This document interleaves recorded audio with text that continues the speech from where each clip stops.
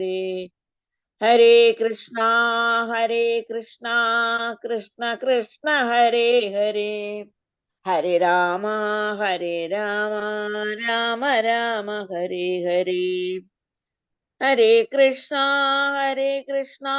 കൃഷ്ണ കൃഷ്ണ ഹരേ ഹരേ ഹരേ രാമ രാമ രാമ ഹരേ ഹരേ ഹരേ കൃഷ്ണ കൃഷ്ണ.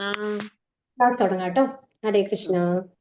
ഓമജ്ഞാനതിമിരാന്തസ്യ ജ്ഞാനാഞ്ജനശലാഘയാ ചക്ഷുരുന്മീലിതം യേന തസ്മൈ ശ്രീഗുരവേ നമഃ. ശ്രീചൈതന്യമനോഭീഷ്ടം സ്ഥാപിതം യേന ഭൂതലേ സ്വയം രൂപ ഗദാ മഹ്യം ദദാന്തി സ്വപദാന്തികം. വന്ദേഹം ശ്രീഗുരോ ശ്രീയുതപദകമലം ശ്രീഗുരും വൈഷ്ണവാംശ്ച ശ്രീരൂപം സാഗ്രജാതം സാഗണരഘുനാഥാന്വിതം തം സജീവം സാദ്വൈതം സാവധൂതം പരിജനസഹിതം ശ്രീകൃഷ്ണചൈതന്യദേവം ശ്രീരാധാകൃഷ്ണപാദാൻ സഗണലളിത ശ്രീവിശാഖാന്വിതം ഹേ കൃഷ്ണ കരുണാ സിന്ധു ദീനബന്ധോ ജഗത്പദേ ഗോപേശ ഗോപികാ കാന്ത രാധാകാന്ത നമോസ്തുതേ. തപ്ത കാഞ്ചന ഗൗരാംഗീ രാധേ വൃന്ദാവനേശ്വരി വൃഷഭാനുസുതേ ദേവി പ്രണമാമി ഹരിപ്രിയേ. വാഞ്ചാകൽപതരൂപ്യശ്ച കൃപാ സിന്ധുഭ്യേവ ച പതിതാനാം പാവനേഭ്യോ വൈഷ്ണവേഭ്യോ നമോ നമഃ. നമോ വിഷ്ണുപാദായ കൃഷ്ണപ്രേഷ്ഠായ ഭൂതലേ ശ്രീമതേ ഭക്തിവേദാന്ത സ്വാമിൻ ഇതി നാമിനി. നമസ്തേ സാരസ്വതേ ദേവേ ഗൗരവാണി പ്രചാരിണേ നിർവിശേഷ ശൂന്യവാദി പാശ്ചാത്യദേശധാരിണി. നമാവും വിഷ്ണുപാദായ കൃഷ്ണപ്രേഷ്ഠായ ഭൂതലേ ശ്രീമതേ ജയപതാക സ്വാമിൻ ഇതി നാമിനി. നമാചാര്യപാദായ നിതായ കൃപപ്രദായിനേ ഗൗരകഥാദാമതായ നഗരഗ്രാമധാരിണേ. ജയോ ശ്രീകൃഷ്ണ ചൈതന്യ പ്രഭോ നിത്യാനന്ദ ശ്രീ അദ്വൈത ഗദാധര ശ്രീവാസാദി ഗൗരഭക്തവൃന്ദ. ഹരേ കൃഷ്ണ കൃഷ്ണ കൃഷ്ണ ഹരേ ഹരേ ഹരേ രാമ രാമ രാമ ഹരേ ഹരേ. ഹരേ കൃഷ്ണ. ശ്രീ രാധാ ഗോവിന്ദ ടെമ്പിളിന്റെ കീഴിലുള്ള 18 ദിവസത്തെ ഭഗവത്ഗീത പഠനത്തിന്റെ 15ാമത്തെ ദിവസമാണ് നമ്മൾ ഇന്ന്. 15ാമത്തെ അധ്യായം എന്ന് പറയുന്നത് പുരുഷോത്തമ യോഗം എന്നാണ് പറയുന്നത്. അപ്പൊ നമ്മൾ പറഞ്ഞു അല്ലെ, ഇതിന് മുമ്പത്തെ അധ്യായത്തിൽ നമ്മൾ എന്താ പഠിച്ചത്? ജ്ഞാനയോഗമാണ് പഠിച്ചുകൊണ്ടിരിക്കുന്നത്. 13ാമത്തെ അധ്യായം തൊട്ടാണ് നമ്മളുടെ ജ്ഞാനയോഗം തുടങ്ങിയിട്ടുള്ളത്. അപ്പൊ അതിലെന്താ പറയുന്നത്? ക്ഷേത്രം, ക്ഷേത്രജ്ഞൻ എന്താണെന്നൊക്കെ പഠിച്ചു. ഇനി കഴിഞ്ഞ അധ്യായത്തിൽ നമ്മൾ എന്താ പഠിച്ചത്? മെയിനായിട്ടും 14ാമത്തെ ത്രിഗുണങ്ങൾ, അതായത് ആത്മാവ് പരിശുദ്ധമാണ്. ഈ ആത്മാവ് ത്രിഗുണങ്ങളിൽ വരുമ്പോഴാണ് എന്താണ് സംഭവിക്കുന്നത് എന്നുള്ളതാണ് നമ്മൾ പഠിച്ചത്. അതെ, എന്താണ് സംഭവിക്കുന്നത് എന്നുള്ളതാണ് അല്ലേ. എന്താണ് ഗുണത്രയ വിഭാഗം എന്നാണ് പറഞ്ഞത്. അതായത് 3 ഗുണങ്ങൾ നമ്മൾ എങ്ങനെ ഈ ശാശ്വതനായിട്ടുള്ള ഈ ആത്മാവ് എന്ന് പറയുന്നത് ഭഗവാന്റെ ശാശ്വത അംശമാണ്. ഇനി ഈ 3 പ്രകൃതി ഗുണങ്ങൾ ബാധിക്കുമ്പോൾ എങ്ങനെയാണ് നമ്മൾ പെരുമാറുന്നത്? 3 ഗുണങ്ങളാണുള്ളത്: സത്വഗുണം, രജോ ഗുണം, തമോ ഗുണം എന്നുള്ളതാണ്. അപ്പൊ ഈ സത്വഗുണത്തിലുള്ള ആൾക്കാരെ എങ്ങനെയാണ് ബന്ധിക്കപ്പെടുന്നത് എന്ന് പറഞ്ഞത്? ഗുണത്താലും ജ്ഞാനത്താലും ബന്ധിക്കപ്പെടുന്നു എന്ന് പറഞ്ഞു അല്ലേ. ഇനി രജോ ഗുണത്തിലുള്ള ആൾക്കാർ എങ്ങനെയാ ബന്ധിക്കപ്പെടുന്നു എന്ന് പറഞ്ഞത്? കാമ്യകർമ്മങ്ങൾ കൊണ്ടാണ്. ഇനി മറ്റേ ഏതാണെങ്കിലോ തമോ ഗുണാണെന്നുണ്ടെങ്കിലോ, തമോ ഗുണം എങ്ങനെയാണ് നമ്മളെ ബന്ധിക്കുക? അജ്ഞത കൊണ്ടാണ് ബന്ധിക്കുന്നത് അല്ലെ. അജ്ഞാനമാണ്. അതായത് നമ്മൾക്ക് എന്താണ് ചെയ്യേണ്ടതെന്നുള്ള വീണ്ടും വിചാരം ഉണ്ടാവില്ല ഈ ഒരു തമോ ഗുണത്തില്. അതുപോലെ തന്നെ എന്താ പറയുക, സത്വഗുണത്തിലുള്ള ആൾക്കാരുടെ പ്രത്യേകതകൾ എന്താ പറഞ്ഞത്? അവരെപ്പോഴും സന്തോഷവാന്മാരായിരിക്കും. അതുപോലെ എല്ലാത്തിനും എല്ലാ അവർക്ക് സുഖം ദുഃഖം എല്ലാം ഈക്വൽ ആയിട്ട് കാണാനായിട്ട് സാധിക്കും അല്ലെ. അതുപോലെ തന്നെ എന്താണ്, അവർക്ക് ഭൗതിക ആഗ്രഹങ്ങൾ കുറവായിരിക്കും. അപ്പൊ അവർ സത്വഗുണത്തിൽ ഇരിക്കുന്നത് കൊണ്ട് ആണ് അവർക്ക് ആഹ്ലാദകരമായിട്ടുള്ള ആയിട്ട് എല്ലാത്തിനും എന്താണ് സമചിത്തതയോട് കൂടിയിട്ട് സമീപിക്കാനായിട്ട് സാധിക്കും. അതിന് ഉദാഹരണം നമ്മൾ എന്താ പറഞ്ഞത്? അവരെപ്പോഴും എന്ത് പ്രവർത്തിക്കുമ്പോഴും എല്ലാത്തിനെയും പറ്റിയും വിശകലനം ചെയ്തുകൊണ്ട് എല്ലാത്തിനെയും അതിന്റെ എന്താണ് ശരി, എന്താണ് തെറ്റാണ്, എന്താണ് എന്നുള്ളത് മനസ്സിലാക്കി അതിനനുസരിച്ചിട്ടാണ് പ്രവർത്തിക്കുക. അതിനുള്ള വിവേചന ബുദ്ധി അവർക്ക് ഉണ്ടാവും എന്നുള്ളതാണ് നമ്മൾ ഭൗതിക ലോകത്തിൽ നമ്മൾ ആലോചിക്കുമ്പോൾ നമ്മൾക്ക് അറിയുന്ന കാര്യങ്ങൾ എന്ന് പറയുന്നത് സത്വഗുണത്തിലുള്ള ആൾക്കാർക്ക്. ഇനി രജോ ഗുണത്തിലുള്ള ആൾക്കാരാണെന്നുണ്ടെങ്കിലോ, രജോ ഗുണത്തിലുള്ള ആൾക്കാർക്ക് ആഗ്രഹങ്ങൾ തീരില്ല അല്ലെ. ആസക്തി കൂടുതലാണ്. അവരെപ്പോഴും പ്രവർത്തിച്ചു കൊണ്ടേയിരിക്കും. കഠിനാധ്വാന ശീലന്മാരായിരിക്കും അവര്. പക്ഷെ എന്തിനു വേണ്ടിയിട്ടാണ് അവർ പ്രവർത്തിക്കുന്നത്? ഭൗതിക ആഗ്രഹങ്ങൾ സാധിക്കാൻ വേണ്ടിയിട്ട് അല്ലെ. അപ്പൊ അതുകൊണ്ട് അങ്ങനെയാണ് രജോ ഗുണ കാമ്യകർമ്മങ്ങൾ കൊണ്ട് ബന്ധിക്കുന്നു എന്ന് പറയുന്നത്. അപ്പൊ അവരുടെ എന്ന് പറയുന്നത് എപ്പോഴും എന്താണ് കഠിന പ്രയത്നം, അതുപോലെ തന്നെ ദുഃഖാണ് അതിന്റെ അവസാനം നമ്മൾ എപ്പോഴും പറയാം. കാരണം എന്താണ്, എന്തുകൊണ്ടാണ് അവർക്ക് ദുഃഖം വരുന്നത് എന്ന് പറയുന്നത്? ഇത്രയധികം പ്രയത്നിച്ചു കഴിഞ്ഞാലും അവർക്ക് ഏതിനും തൃപ്തി ഉണ്ടാവില്ല. അതിന് മേലെ ഒന്ന് വേണം, അതിന് മേലെ ഒന്ന് വേണം എന്നുള്ള ആഗ്രഹമാണ് അവർക്ക് ഉണ്ടാവുക. അതാണ് രജോ ഗുണത്തിന്റെ പ്രത്യേകത. തമോ ഗുണമാണെന്നുണ്ടെങ്കിലോ, അവർക്ക് എപ്പോഴും ഉന്മാദം, അലസത, ഉറങ്ങണ മൗഢ്യം അങ്ങനത്തെയാണ്. അതുകൊണ്ടാണ് അവര് അധികവും നമ്മള് അങ്ങനത്തെ ആൾക്കാർ എന്താ പറയാ, എന്താണ് വിവേചന ബുദ്ധി ഇല്ലാത്ത ആൾക്കാര്, ഭ്രാന്തന്മാരോ ആയിട്ടാണ് അവരെ കമ്പയർ ചെയ്യുക. കാരണം ഒരു ഭ്രാന്തുള്ള ഒരാൾക്ക് വന്നു കഴിഞ്ഞാൽ എന്താണ് ശരിക്കും ചെയ്യേണ്ടത്, എന്താണ് ചെയ്യേണ്ടാത്തത് എന്നുള്ളത് അറിയില്ല. അതാണ് ഉന്മാദം എന്ന് പറയുന്നത്. ഉന്മാദ അവസ്ഥയിലാണ് അവരുണ്ടാവുക, തെറ്റും ശരിയും തിരിച്ചറിയാനാവാത്ത അവസ്ഥ. അപ്പം അധിക സമയവും അവർ ചെയ്യുന്ന പ്രവർത്തികൾ എന്തുണ്ടാവും, അവർക്കും ദുഃഖമുണ്ടാക്കും, അത് മറ്റുള്ളവർക്കും ദുഃഖമായിട്ട് ഭവിക്കും എന്നുള്ളതാണ് തമോ ഗുണത്തിന്റെ പ്രത്യേകത എന്ന് പറയുന്നത്. അപ്പൊ ഇതൊക്കെയാണ് നമ്മൾ പറഞ്ഞത്. ഇനി ഇതിവിടെ എന്താ പറയുന്നത്, പുരുഷോത്തമ യോഗമാണ്. പുരുഷോത്തമൻ എന്ന് പറയുന്നത് ആരാണ്? പുരുഷന്മാരിൽ ഏറ്റവും ഉത്തമൻ അല്ലേ, ഭഗവാനാണ് പുരുഷോത്തമൻ. അപ്പൊ ആ പുരുഷോത്തമനുമായിട്ടുള്ള യോഗം ഇനി ഈ പ്രകൃതി ഗുണങ്ങളിൽ നിന്ന് മേലേക്ക് പോണം എന്ന് പറഞ്ഞു. നമ്മൾക്ക് അത് കഴിഞ്ഞ അധ്യായത്തിൽ തന്നെ പറഞ്ഞു അല്ലേ, 3 പ്രകൃതി. അപ്പൊ നമ്മളോട് എന്താണ് ചെയ്യാൻ പറഞ്ഞത് ഭഗവാൻ? ഈ 3 പ്രകൃതി ഗുണങ്ങൾക്കും അതീതരാവണം. അതീതരാവണമെന്നുണ്ടെങ്കിൽ എന്ത് വേണം? അത് അതീതനായിട്ടുള്ള ഭഗവാനെ ശരണം പ്രാപിക്കണം എന്ന് പറഞ്ഞു. ഭക്തിയുത സേവനങ്ങൾ ചെയ്യണം എന്ന് പറഞ്ഞിട്ടാണ് നമ്മുടെ ആ അധ്യായം അവസാനിച്ചത് അല്ലേ. അപ്പൊ ഇവിടെ എന്താ പറയുന്നത്, പിന്നെ എന്താ പറയുന്നത്, ഭഗവാനാണ് എന്താണ് അഹം ബീജപ്രദ എന്ന് പറഞ്ഞു. അതില് എന്താണ്, എല്ലാത്തിന്റെയും ബീജം ഞാനാണ്, എല്ലാത്തിന്റെയും പിതാവ് ഞാനാണ് എന്നുള്ളത് ഭഗവാൻ പറഞ്ഞിരുന്നു അല്ലെ. അപ്പൊ ഇനി ആ ഭഗവാനെ പറ്റിയിട്ടാണ് നമ്മളിവിടെ പഠിക്കാൻ പോകുന്നത്. എങ്ങനെയാണ് ഭഗവാൻ എല്ലാത്തിന്റെയും ബീജമായിട്ടുള്ളത്, എല്ലാം എങ്ങനെയാണ് ഭഗവാൻ വഹിച്ചിരിക്കുന്നത് എന്നുള്ളത് പറഞ്ഞു തരികയാണ്. നമ്മുടെ 11ാമത്തെ അധ്യായത്തില് നമ്മുടെ എന്താണ് വിരാട് രൂപത്തിൽ പറഞ്ഞു അല്ലെ. അതിലെ എല്ലാ ജീവജാലങ്ങളും ആ വിരാട് രൂപത്തിൽ നമ്മൾ കണ്ടു. അപ്പൊ ഇനി ഇവിടെ വരുന്നത് ഒരു ഭൗതിക വൃക്ഷമായിട്ട് ഭഗവാനെ കണക്കാക്കിക്കൊണ്ട് അതെങ്ങനെയാണുള്ളത് നമ്മൾക്ക് പറഞ്ഞു തരികയാണ് ഈ അധ്യായത്തില്. ശ്രീ ഭഗവാനുവാച ഊർധമൂലമതശാഖം അശ്വത്ഥം പ്രാഹുരവ്യയം ചന്താംസി യസ്യ പർണാനി യസ്തം വേദ സ വേദവിത്. പരമദിവ്യോത്തമ പുരുഷൻ പറഞ്ഞു, വേരുകൾ മേൽപോട്ടും ശാഖകൾ കീഴ്പോട്ടുമായിട്ട് അക്ഷയമായ ഒരു അശ്വത്ഥമുണ്ട്. അതിന്റെ ഇലകളാണ് വേദമന്ത്രങ്ങൾ. ഈ വൃക്ഷം എന്തെന്ന് അറിയുന്നവനത്രേ വേദജ്ഞൻ. അപ്പൊ ഇവിടെ എന്താ പറയുന്നത്, അപ്പൊ ഇവിടെ എന്താണ്, ഒരു വേരുകൾ മേൽപോട്ട്, അതായത് ഇപ്പൊ നമ്മൾക്ക് അറിയാം, നമ്മൾ സാധാരണ കാണുന്ന ഏത് വൃക്ഷങ്ങളാണെങ്കിലും അതിന്റെ എങ്ങോട്ടാണ് ഉണ്ടാവുക, താഴോട്ടാണ് അല്ലെ. മണ്ണിൽ നിന്ന് താഴോട്ടാണ് നമ്മൾ വേരുകൾ കാണുക. അതുപോലെ എന്താണ്, ശാഖകളൊക്കെ മേൽപോട്ടാണ് ഉണ്ടാവുക. ഇവിടെ നേരെ റിവേഴ്സ് ആണ് പറയുന്നത്. എന്താ പറയുന്നത്, വേരുകൾ മേൽപോട്ടും ശാഖകൾ കീഴ്പോട്ടുമായിട്ട് അക്ഷയമായ ഒരു അശ്വത്ഥമുണ്ട്. അതിന്റെ ഇലകളാണ് വേദമന്ത്രങ്ങൾ. അപ്പൊ ഇതിന്റെ ഇലകൾ എന്താണ്, വേദമന്ത്രങ്ങളാണ്. അപ്പൊ ഈ വൃക്ഷം എന്തെന്ന് അറിയുന്നവനാണ് വേദജ്ഞൻ. അപ്പൊ ഈ വേദത്തിനെ കുറിച്ച്, വേദം എന്ന് പറയുന്നത് എന്താണ്, ഭഗവാനെ കുറിച്ചുള്ള അറിവാണ്.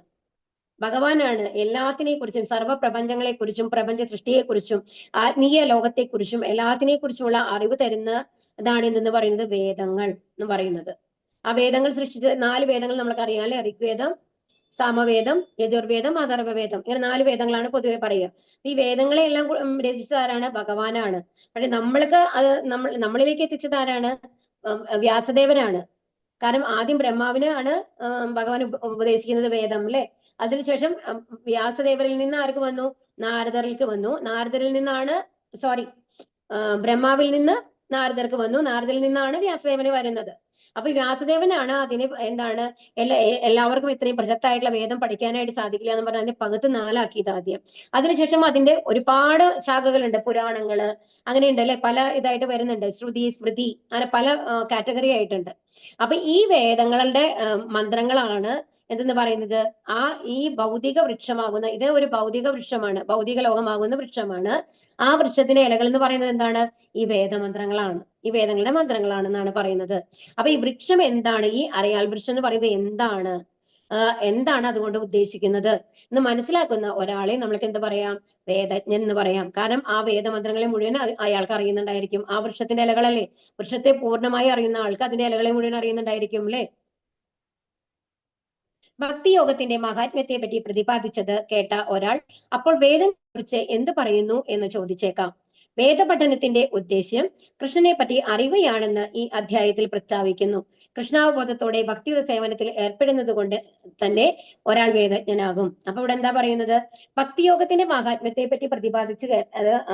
പിന്നെ ഭക്തിയോഗമാണ് നമ്മൾ ചെയ്യേണ്ടത്. അതിപ്പോ നമ്മൾ പറഞ്ഞു അല്ലെ, എന്താണ്, എസ്കലേറ്റർ മാതിരിയാണ്. അതായത് നമ്മൾക്ക് വേഗത്തിൽ നമ്മൾക്ക് എത്താം, അതായത് ഒരു ലിഫ്റ്റ് മാറി വേഗത്തിൽ എത്താം ഭഗവാന്റെ അടുത്ത്. അപ്പൊ ഭക്തിയോഗത്തിന്റെ മഹാത്മ്യത്തെ പറ്റിയിട്ടാണ് നമ്മൾ 6 അധ്യായങ്ങൾ നമ്മൾ പഠിച്ചത്.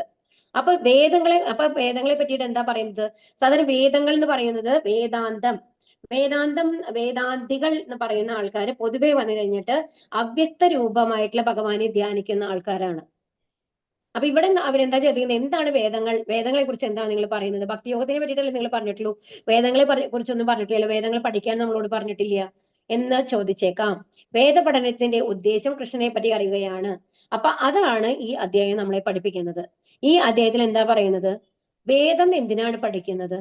വേദം എന്ന് പറയുന്നത് എന്താണ്? ഈ ആത്മീയ ലോകത്തെ കുറിച്ച്, ഈ ഭൗതിക പ്രപഞ്ചത്തെ കുറിച്ച് പൂർണ്ണമായി ഭഗവാനെ കുറിച്ചുള്ള അറിവാണ്. ആ അറിവ് കൊണ്ട് നമ്മൾ എന്താണ് ചെയ്യേണ്ടത്? ആ അറിവ് നമ്മൾക്ക് കിട്ടിക്കഴിഞ്ഞാൽ നമ്മൾ എന്താണ് ചെയ്യുക? ഇത് നമ്മളുടെ സ്ഥലമല്ല എന്ന് പറഞ്ഞ് നമ്മുടെ സ്ഥാനത്തേക്ക്, നമ്മുടെ വീട്ടിലേക്ക് നമ്മൾ തിരിച്ചു പോകും, അല്ലെ? അത് ഭഗവദ്ധാമത്തിലേക്ക് തിരിച്ചു പോവുക. അപ്പൊ അൾട്ടിമേറ്റ് ആയിട്ട് വേദങ്ങൾ നമ്മളെ പഠിപ്പിക്കുന്നത് എന്താണ്? ഇതൊന്നും നിങ്ങളുടെ സ്ഥലമല്ല. നിങ്ങളുടെ യഥാർത്ഥ സ്ഥലം എന്ന് പറയുന്നത് ഇവിടെയല്ല, ആത്മീയ ആകാശത്തിലാണ്, ഭഗവാന്റെ സ്ഥലത്താണെന്ന് പറയുന്നു.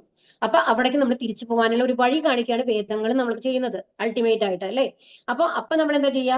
അവിടേക്ക് പോകാനുള്ള വഴി എന്താണെന്ന് ആലോചിക്കും. അത് തന്നെയാണ് വേദങ്ങളൊന്നും പഠിക്കാതെ തന്നെ ഭഗവാൻ നമ്മളോട് പറയുന്നത് എന്തെന്ന്? നിങ്ങൾ വഴി തെറ്റി വന്നിരിക്കുന്നതാണ് ഈ ലോകത്ത്, ഇത് ദുഃഖാലയമാണ്, ഇവിടെ നിന്ന് രക്ഷപ്പെടണമെങ്കിൽ എന്ത് വേണം? ഭക്തിയുത സേവനങ്ങൾ ചെയ്ത് എന്റെ അടുത്തേക്ക് വരുമെന്ന്.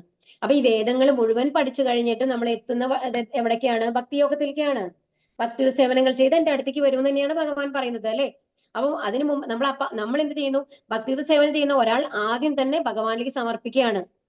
ഭഗവാനിലേക്കാണ് ഞാൻ എത്തേണ്ടത് എന്ന് പറഞ്ഞ്, ഭഗവാൻ എനിക്ക് ഒന്നും അറിയില്ല, എനിക്ക് വഴി കാണിച്ചു തരുമെന്ന് പറഞ്ഞിട്ട് നമ്മൾ എക്സ്പെർട്ട് ആയിട്ടുള്ള ഒരു കാർ ഡ്രൈവറെ ഏൽപ്പിക്കുകയാണ് നമ്മളെ. അതായത് എനിക്ക് ആ സ്ഥലത്തിനെ പറ്റിയൊന്നും അറിയില്ല, എന്നെ അവിടെ എത്തിക്കൂ. അപ്പൊ ആ ഡ്രൈവർ എന്ത് ചെയ്യുന്നു? നമ്മളെ സുരക്ഷിതമായിട്ട് അവിടെ കൊണ്ടുവന്ന് എത്തിക്കുന്നു. കാരണം അയാൾക്ക് നന്നായിട്ട് അറിയാം, എല്ലാ വഴികളും അറിയാം, ഏത് ഊടുവഴികളും അറിയാം. അതുപോലെയാണ് ഒരു ആത്മീയ ആചാര്യൻ നമ്മളൊരു ആത്മീയ ആചാര്യനെ സ്വീകരിക്കുമ്പോൾ ആ ആത്മീയ ആചാര്യൻ എന്താ ചെയ്യുന്നത്? നമ്മളെ ഗൈഡ് ചെയ്തിട്ട് അവിടേക്ക് കൊണ്ടുപോകും. അപ്പൊ നമ്മൾക്ക് ഒരു ബുദ്ധിമുട്ട് അറിയണില്ല, നമ്മൾക്ക് ടെൻഷൻ എടുക്കേണ്ട ആവശ്യമില്ല. കാരണം എക്സ്പെർട്ട് ആയിട്ടുള്ള ഒരാളുടെ കയ്യിലാണ് നമ്മളുള്ളത്. പക്ഷെ വേദങ്ങൾ പഠിക്കുമ്പോഴോ നമ്മൾ ഡ്രൈവ് ചെയ്ത് പോവാണ് അറിയാത്ത സ്ഥലത്തേക്ക്. അപ്പൊ ചിലപ്പോൾ വന്നു കഴിഞ്ഞിട്ട് അതിൽ GPS ഇട്ടിട്ടാണ് നമ്മൾ പോകണമെന്നുണ്ടെങ്കിൽ ചിലപ്പോൾ അവിടെ വഴി ബ്ലോക്ക് ആയിരിക്കുമ്പോൾ വേറെ സ്ഥലത്ത് തിരിയേണ്ടി വരും. അത് കഴിഞ്ഞിട്ട് പിന്നെ എങ്ങനെയാ പോകേണ്ടതെന്ന് നമ്മൾക്ക് അറിയില്ല. അപ്പൊ ചിലപ്പോൾ നമ്മൾ വഴി തെറ്റി പോയി കഴിഞ്ഞാൽ ഒരിക്കലും നമ്മൾ അവിടെ എത്തിയെന്ന് വരില്ല. ആയിരത്തെട്ട് പ്രശ്നങ്ങളുണ്ട്, അല്ലെ? അതാണ് എന്താണ് ഇൻഡയറക്റ്റ് മെത്തേഡാണ് എന്ന് പറയുന്നത്. ഭക്തിയുത സേവനങ്ങളാണ് ഏറ്റവും ഡയറക്റ്റ് ആയിട്ടുള്ള മെത്തേഡ് എന്ന് പറയുന്നത്. കൃഷ്ണാവബോധത്തോടെ ഭക്തിയുള്ള സേവനത്തിൽ ഏർപ്പെടുന്നത് കൊണ്ട് തന്നെ ഒരാൾ വേദജ്ഞനാകും. അപ്പൊ അതാ പറയുന്നത്. അപ്പൊ വേദങ്ങളിൽ നിന്ന് നമ്മൾ എന്താ പഠിക്കുന്നത്? ഭഗവാനെ കുറിച്ച് പഠിക്കുന്നു, ഭഗവാന്റെ അടുത്ത് എത്താൻ പഠിക്കുന്നു. നമ്മൾ ഭക്തിയുത സേവനങ്ങൾ ചെയ്തിട്ട് എന്താ ചെയ്യുന്നത്? ഭഗവാനെ കുറിച്ച് അറിയുന്നു, ഭഗവാന്റെ അടുത്തേക്ക് പോകുന്നു. അപ്പൊ രണ്ടും തമ്മിൽ വല്ല വ്യത്യാസം ഉണ്ടോ? ഇല്ല. അപ്പൊ ഭക്തിയുത സേവനങ്ങൾ നമ്മൾ ചെയ്താൽ മാത്രം മതി. ഇത്രയും കഷ്ടപ്പെട്ട് ഇത്രയും ബൃഹത്തായിട്ടുള്ള വേദങ്ങളൊന്നും പഠിക്കേണ്ട ആവശ്യമില്ല. ആ വേദത്തില് എന്താണ് പറഞ്ഞിട്ടുള്ളത് എന്നുള്ളത് ആ ജ്ഞാനം നമ്മൾക്ക് ലഭിക്കും എന്നുള്ളതാണ് ഇവിടെ പറയുന്നത്. ഇവിടെ കണ്ടില്ലേ, ഇവിടെ മേലേക്ക് താഴത്തേക്കുള്ള ആ വൃക്ഷത്തിനെയാണ് ഈ ഭൗതിക വൃക്ഷം എന്ന് പറയുന്നത്. വേര് മേലേക്കാണ് ഇതാണ്. അപ്പൊ അതിന്റെ മേലെ അപ്പൊ എപ്പോഴും നമ്മൾ എന്താ മനസ്സിലാക്കണ്ടേന്നുണ്ടെങ്കിൽ, നമ്മൾക്കൊരു ഭൗതിക ഇതാന്നാണ് നമ്മൾ പറഞ്ഞു. ഈ ശ്ലോകം പറയുമ്പോ പറയാം കേട്ടോ. അധശ്ചോർദ്ധം പ്രസ്തുതാസ്തസ്യ ശാഖ ഗുണപ്രവൃത്താ വിഷയപ്രവാലാഹ അധശ്ച മൂല്യാനനുസന്ധതാനി കർമാനുബന്ധീനി മനുഷ്യലോകെ. ഈ വൃക്ഷത്തിന്റെ ശാഖകൾ ഭൗതിക പ്രകൃതിയുടെ ത്രിഗുണങ്ങളാൽ പോഷിപ്പിക്കപ്പെട്ട് താഴോട്ടും മേലോട്ടും പടർന്നു കിടക്കുന്നു. ഇന്ദ്രിയ വിഷയങ്ങളാണ് അതിന്റെ ചില്ലകൾ. ഈ വൃക്ഷത്തിന് താഴേക്കിറങ്ങുന്ന വേരുകളുമുണ്ട്. ഇവ മനുഷ്യ സമുദായത്തിന്റെ ഫലോദിഷ്ട കർമ്മങ്ങളോട് ബന്ധപ്പെട്ടവയത്രേ. അപ്പൊ നമ്മളുടെ ഭൗതിക ലോകമാകുന്ന അതാണ് ഈ വൃക്ഷം. ഈ മൊത്തം എന്ന് പറയുന്നത് നമ്മുടെ ഈ ഭൗതിക ലോകമാണ്. ഓക്കെ. അപ്പൊ വൃക്ഷത്തിന്റെ ശാഖകൾ എന്താണ്? ഈ ശാഖകൾ പോഷിപ്പിക്കപ്പെട്ടുള്ളത് എങ്ങനെയാണെന്ന് പറയുന്നത്. എങ്ങനെയാണ് ഇതിന് ഭക്ഷണം ലഭിക്കുന്നത്? നമ്മൾ സാധാരണ ഒരു മരത്തിന് ഭക്ഷണം എന്താ കൊടുക്കുന്നത്? വെള്ളം ഒഴിച്ചു കൊടുക്കും, അല്ലെ? അത് പിന്നെന്താണ്? മണ്ണിലുള്ള ആ മൂലകങ്ങളൊക്കെ വലിച്ചെടുക്കും, കെമിക്കൽസ് ഒക്കെ അതിന്റെ കൂടെ ചേർന്ന് വലിച്ചെടുത്തുകൊണ്ട് പോഷകമായിട്ട് ആ മരത്തിന് എത്തുന്നു. പക്ഷെ ഇവിടെ എന്താണ് അതിന്റെ ഇതെന്ന് പറയുന്നത്? പോഷകം എന്ന് പറയുന്നത് എന്താണ്? 3 ത്രിഗുണങ്ങൾ: സത്വഗുണം, രജോ ഗുണം, തമോ ഗുണം. അപ്പൊ ഏതാണോ നമ്മൾ കൂടുതൽ അതിന് കൊടുക്കണമെന്നുണ്ടെങ്കിൽ അതിനനുസരിച്ച് ആയിരിക്കും അതിന്റെ പ്രവൃത്തികൾ ഉണ്ടാവുക. സത്വഗുണമാണ് കൂടുതൽ ഇതാവണമെന്നുണ്ടെങ്കിൽ സത്വഗുണത്തിന്റെ പ്രവൃത്തി അയാൾ കാണിക്കും. രജോ ഗുണാണെങ്കിൽ രജോ ഗുണം, തമോ ഗുണാണെങ്കിൽ തമോ ഗുണം. അപ്പൊ എന്ത് വളമാണ് നമ്മൾ കൊടുക്കുന്നതിനനുസരിച്ചാണ് ആ ചെടിയുടെ വളർച്ച ഉണ്ടാവുക, അല്ലെ? ഏത് കെമിക്കലാണ് അതിൽ കൂടുതൽ പോണേന്നുള്ളതിനനുസരിച്ച്. അതുപോലെ തന്നെയാണ് ഏത് ഗുണങ്ങളെയാണോ നമ്മൾ പരിപോഷിപ്പിക്കുന്നത് ആ ഗുണങ്ങളാണ് നമ്മളിൽ കൂടുതൽ കാണുക. അപ്പൊ ഇത് താഴോട്ടും മേലോട്ടും മുഴുവൻ പടർന്നു കിടക്കുകയാണ്. ഇന്ദ്രിയ വിഷയങ്ങളാണ് ഇതിന്റെ ചില്ലകൾ. നമ്മുടെ ഭൗതിക ആഗ്രഹങ്ങളാണ് ഇതിന്റെ ചില്ലകൾ എന്ന് പറയുന്നത്. അതുപോലെ ഈ വൃക്ഷത്തിന് താഴേക്കിറങ്ങുന്ന വേരുകളുണ്ട്. ഇവ മനുഷ്യ സമുദായത്തിന്റെ ഫലോദിഷ്ട കർമ്മങ്ങളാണ്. അപ്പൊ നമ്മളുടെ സ്വാർത്ഥ താല്പര്യങ്ങൾക്ക് വേണ്ടി ചെയ്യുന്ന ഓരോ കർമ്മങ്ങളും ആണ് ഈ വേരുകൾ എന്ന് പറയുന്നത്. നമ്മുടെ ഭൗതിക ആഗ്രഹങ്ങളും അതിനനുസരിച്ചുള്ള കർമ്മങ്ങളുമാണ് എന്തെന്ന് പറയുന്നത്, ഈ വേരുകൾ, ഈ വൃക്ഷത്തിന്റെ വേരുകൾ എന്ന് പറയുന്നത്. അപ്പൊ എന്താ വേണ്ടത് നമ്മൾക്ക്? അപ്പൊ ഇപ്പൊ നമ്മൾക്ക് കണ്ടത് ഇപ്പൊ തലകീഴായിട്ടുള്ള ഒരു വൃക്ഷമാണ്. അപ്പൊ നമ്മൾക്ക് എന്താണ് നമ്മൾ മനസ്സിലാക്കേണ്ടതെന്നുണ്ടെങ്കിൽ, ഒരു നിഴല് തനിയായിട്ട് എക്സിസ്റ്റ് ആവുമോ? ആലോചിച്ച് നോക്കൂ. ഒരു നിഴൽ തന്നെ കാണാൻ പറ്റുമോ? ഇല്ല. എന്തെങ്കിലും ഒരു വസ്തു ഉണ്ടെങ്കിലാണ് ആ വസ്തുവിന് നിഴലുള്ളൂ. അത് ഉറപ്പല്ലേ എല്ലാവർക്കും? അപ്പൊ അതായത് ഇപ്പൊ നമ്മളൊരു മരം കാണുന്നു, അതായത് ഒരു നദീതീരത്താണ് ആ മരം എന്ന് വിചാരിക്കൂ. ആ നദിയുടെ ഉള്ളിൽ വന്നു കഴിഞ്ഞാൽ അതിന്റെ റിഫ്ലക്ഷൻ നമുക്ക് കാണാനായിട്ട് സാധിക്കും. ശരിയല്ലേ പറയുന്നത്? അപ്പൊ ആ റിഫ്ലക്ഷൻ നമുക്ക് തലകീഴായിട്ട് കാണും. ആ റിഫ്ലക്ഷൻ ആണ് തലകീഴായിട്ടുള്ളത്. അപ്പൊ തലകീഴായിട്ടാണ് ഒരു വസ്തു എന്നുണ്ടെങ്കിൽ തീർച്ചയായിട്ടും അതിന്റെ മേലെ ഒരു യഥാർത്ഥ രൂപമുണ്ട് എന്നുള്ളത് നമ്മൾ മനസ്സിലാക്കണം. ആ യഥാർത്ഥ രൂപമാണ് ആത്മീയ ആകാശം എന്ന് പറയുന്നത്. ആ ആത്മീയ ആകാശമാണ് യഥാർത്ഥത്തിലുള്ളത്. അപ്പൊ ആ ആത്മീയ ലോകത്ത് വന്നു കഴിഞ്ഞിട്ട് എല്ലാം അവിടെ കാണുന്നത് എല്ലാം എന്നത് ശാശ്വതമാണ്. ഇതല്ല. ഇപ്പൊ ഒരു നിഴല് നമ്മൾക്ക് ഇതിനനുസരിച്ച് മാറും. ഒരു സൂര്യപ്രകാശം അവിടേക്ക് ഓരോ ചെടിയുടെ അടുത്ത് എത്തുന്നതിനനുസരിച്ച് നിഴലിന്റെ പൊസിഷൻ മാറും. പക്ഷെ മരത്തിന് എന്തെങ്കിലും മാറ്റം വരും? ഇല്ല, മരം അതേ തരത്തിലാണുള്ളത്. യഥാർത്ഥ മരം എന്ത് വന്നു കഴിഞ്ഞാലും, അത് ചൂടാണെങ്കിലും തണുപ്പാണെങ്കിലും രാത്രിയാണെങ്കിലും ഇരുട്ടാണെങ്കിലും എല്ലാം ആ മരം അതേമാതിരി തന്നെയാണ് നിൽക്കുന്നത്, അല്ലെ? അതുപോലെ തന്നെയാണ് നമ്മളുടെ ഈ ഭൗതിക വൃക്ഷം എന്ന് പറയുന്നത്. ഭൗതിക വൃക്ഷത്തിന് മാറ്റങ്ങൾ വരും ഇതിനനുസരിച്ച്. അപ്പൊ എന്താ വേണ്ടത്? നമ്മള് അപ്പൊ ഈ യഥാർത്ഥമായിട്ടുള്ള ഈ ഭൗതിക ലോകത്തിന്റെ ആ വേരുകളെ നമ്മൾ ഇത് കട്ട് ചെയ്യണമെന്നുണ്ടെങ്കിൽ എന്ത് വേണം? നമ്മുടെ ഭൗതിക ആഗ്രഹങ്ങളെ അറുത്ത് കളയണം. ആ വേരറുത്താൽ മാത്രമാണ് അതിനെ കളയാൻ പറ്റുള്ളൂ. അതിന്റെ ചില്ലകളൊക്കെ, അതായത് ഇന്ദ്രിയ വിഷയങ്ങളാണ് ചില്ലകൾ. ആ ചില്ലകളൊക്കെ മുറിച്ചു കളഞ്ഞത് കൊണ്ട് ആ മരം വീണ്ടും വളരാതിരിക്കും. വീണ്ടും ചിലകൾ തളിർത്തു വരും, അല്ലെ? അപ്പൊ എന്താ വേണ്ടത്? ആ വേരോടെ പിഴുതെടുക്കണം ആ വൃക്ഷത്തിനെ. ന രൂപമസ്യേക തതോപലഭ്യതേ നാന്തോ ന ചാതിർന നചതം പ്രതിഷ്ഠ അശ്വത്ഥമേനം സുവിരൂഢമൂലം അസംഗശസ്ത്രേണ ദൃഢേന ചിത്വാ തതഃ പദം തത്പരിമാർഗിതവ്യം യസ്മിൻ കഥാന നിവർത്തന്തി ഭൂയഃ തമേവ ചാദ്യം പുരുഷം പ്രപദ്യേ യത്ര പ്രവൃത്തി പ്രസൃതാ പുരാണി. അപ്പൊ ഇവിടെ എന്താ പറയുന്നത്? രൂപമസ്യേക തതോപലഭ്യതേ. ഈ വൃക്ഷത്തിന്റെ യഥാർത്ഥ രൂപം ഈ ലോകത്തിൽ കാണുകയില്ല. അതെവിടെയാണുള്ളത്? യഥാർത്ഥ രൂപം എന്ന് പറയുന്നത് ഇതിന്റെ ആ ഒരു റിഫ്ലക്ഷൻ ആയിട്ടുള്ള ഒരു ഇതാണ് നമ്മളുടെ ഇതെന്ന് പറയുന്നത്. അത് യഥാർത്ഥം എന്ന് പറയുന്നത് ആത്മീയ ലോകമാണ്, അതിന്റെ മേൽഭാഗം എന്ന് പറയുന്നത്. ഇനി അത് പോട്ടെ, ഈ വൃക്ഷം, ഈ ഭൗതിക വൃക്ഷം എന്ന് പറയുന്നത് നമ്മളിരിക്കുന്ന ഈ വൃക്ഷം ഉണ്ടല്ലോ, ആ വൃക്ഷത്തിന്റെ തുടക്കവും അവസാനം നമ്മൾക്ക് കാണാനായിട്ട് സാധിക്കുമോ? നമ്മൾ 14 ലോകങ്ങളാണ് പറയാല്ലേ ആ താമരത്തണ്ടില്. ഇവിടെ എന്താ പറയുന്നത്? അപ്പൊ അതിന്റെ ആരംഭമോ അവസാനമോ അടിസ്ഥാനമോ കണ്ടെത്താനാവില്ല നമ്മൾ ശ്രമിച്ചാല്. എന്താ കാരണം? വേരുറച്ച് ഉയർന്ന ഈ വൃക്ഷത്തെ ദൃഢനിശ്ചയത്തോടെ വിരക്തിയാകുന്ന ആയുധത്താൽ ഛേദിച്ചു കളയണം. എന്നിട്ട് എവിടെ ചെന്നാൽ തിരിച്ചു അറിവില്ലയോ ആ ദിവ്യപദം പോകി സ്മരണാതീത കാലം മുതൽക്കേയുള്ള എല്ലാറ്റിന്റെയും ഉറവിടമായ പരമപുരുഷന് സ്വയം സമർപ്പിക്കണം. അപ്പൊ എന്താ പറയുന്നത്? ബ്രഹ്മലോകാണ്, അല്ലെ? അപ്പൊ നമ്മൾ ഓർത്ത് നോക്കണം. നമ്മുടെ ആ ഗോലോക ചാർട്ട് നിങ്ങളൊന്ന് മനസ്സിൽ ഓർത്ത് നോക്കി കഴിഞ്ഞാൽ നിങ്ങൾക്ക് ഏകദേശം ഒരു ഐഡിയ കിട്ടും. അപ്പൊ ഈ ബ്രഹ്മലോകം കഴിഞ്ഞു കഴിഞ്ഞാൽ പിന്നെ അതിന്റെ മേൽഭാഗം എന്താ നമ്മൾ കണ്ടത്? ഈ പ്രപഞ്ചത്തിന്റെ ആ പ്രപഞ്ചം ഉണ്ട് കേട്ടോ. ആ പ്രപഞ്ചത്തിന് മൊത്തമായി 7 ലെയറൊക്കെ കഴിഞ്ഞ് കഴിഞ്ഞിട്ട് ഒരു ആകാശം കണ്ടിരുന്നു, അല്ലെ? അതിന് താഴെയാണ് ഈ ഭൗതിക ലോകം നമ്മൾ കണ്ടത്. ബ്ലൂ കളറിൽ, മറ്റേത് വൈറ്റ് കളറിലാണ് കാണിച്ചിരുന്നത്. ഓർമ്മയുണ്ടോ? ശിവന്റെ ലോകം മാത്രം പകുതി ആയിട്ടുണ്ടായിരുന്നു, അല്ലെ? മഞ്ഞ കളറില് ഉണ്ടായിരുന്നില്ലേ? അപ്പൊ ഈ വൃക്ഷത്തിനെ അപ്പൊ എന്താ ചെയ്യുക? അപ്പൊ നമ്മൾക്ക് ഇവിടുന്ന് പോകണമെന്നുണ്ടെങ്കിൽ നമ്മൾ ഈ വൃക്ഷത്തിന്റെ മേലെ പോയി മേലെയല്ല, നമ്മൾ വൃക്ഷത്തിന്റെ മേലേക്ക് വന്നതോടെ വേരിന്റെ അവിടേക്കാണ് നമ്മൾ പോകുന്നത്, അല്ലെ? അപ്പൊ ഈ വൃക്ഷത്തിന്റെ വേര് എന്ന് പറയുന്നത് ബ്രഹ്മലോകമാണ്. ഓക്കെ, ആ കാരണം അവിടെ നിന്നാണ് ഈ ഭൗതിക ലോകം തുടങ്ങുന്നത്, അല്ലെ? ബ്രഹ്മലോകത്തു നിന്നാണ്. അപ്പൊ ഈ ബ്രഹ്മലോകത്ത് നിന്ന് താഴത്തേക്ക്, അപ്പൊ നമ്മൾ എവിടെ ഇരിക്കുന്നത്? ഭൂലോകത്ത് പകുതിയിലാണ് ഇരിക്കുന്നത്. അതിന് താഴെ പാതാള ലോകങ്ങളുണ്ട്, അല്ലെ? 14 ലോകങ്ങൾ ഓർമ്മ വരുന്നില്ലേ? താഴെയാണ് പാതാള ലോകങ്ങൾ. മേലെ നമ്മൾ പറഞ്ഞു ഭുവർലോകം, സ്വർലോകം, മഹർലോകം, അങ്ങനെ പറഞ്ഞിട്ടാണ്, അല്ലെ? തപോലോകം. അത് കഴിഞ്ഞിട്ട് പിന്നെ ലാസ്റ്റ് ആണ് ബ്രഹ്മലോകം വരുന്നത്. അപ്പൊ ഈ ബ്രഹ്മലോകത്തിന്റെ അവിടെ നിന്നാണ് നമ്മളിത് ഈ സ്വർഗലോകങ്ങളുടെ ഈ ഇത് തുടങ്ങുന്നത്. അപ്പൊ നമ്മൾ ഈ ഇടയിലായിരിക്കുന്നത്. അത്രയും എന്താണ് പടർന്ന് പന്തലിച്ച ഒരു വൃക്ഷമാണിത്. അപ്പൊ ആ വൃക്ഷത്തിന്റെ ഇടയിലാണ് നമ്മൾ പെട്ടിരിക്കുന്നത്. അപ്പൊ നമ്മൾക്ക് അവിടെ നിന്ന് നോക്കി കഴിഞ്ഞാൽ ഏറ്റവും മേലുള്ള വേരുകൾ കാണാൻ പറ്റും. ഈ ബ്രഹ്മലോകം വരെയുള്ള കാര്യങ്ങൾ നമുക്ക് മനസ്സിലാക്കാൻ സാധിക്കില്ലല്ലോ. അതിന് സാധിക്കില്ല. അപ്പൊ വേരുകൾ നമുക്ക് കാണാൻ സാധിക്കില്ല. അതിന് താഴത്തേക്ക് നോക്കിയാലോ, താഴെ മുഴുവൻ പാതാള ലോകങ്ങളാണ്. നമ്മുടെ താഴെയും കുറേ ഉണ്ട്, അല്ലേ? അപ്പൊ അത് കാരണം കൊണ്ട് ഈ ഇലകളുടെ അറ്റം എവിടെയാണ്, ഈ വൃക്ഷത്തിന്റെ മറ്റേ അറ്റം എവിടെയാണെന്ന് നമുക്ക് കാണാനായിട്ട് സാധിക്കില്ല. അതാണ് അവസാനമോ അടിസ്ഥാനമോ കണ്ടെത്താനാവില്ല. അപ്പൊ വേരുറച്ചുയർന്ന്, അപ്പൊ ഈ വൃക്ഷത്തെ എന്ത് ചെയ്യണം? ദൃഢനിശ്ചയത്തോടെ വിരക്തിയാകുന്ന ആയുധത്താൽ ഛേദിച്ചു കളയണം. അപ്പൊ എന്ത് വേണം? ഈ ഭൗതിക ആദരങ്ങളോടുള്ള വിരക്തി കൊണ്ടാണ് ഇതിനെ ഭേദിപ്പിക്കാനായിട്ട് സാധിക്കുള്ളൂ. അതിന് വേര് ഉണങ്ങണം. വേരെങ്ങനെയാണ് ഉണങ്ങുക? വേരിന് വളം കിട്ടാണ്ടിരിക്കണം.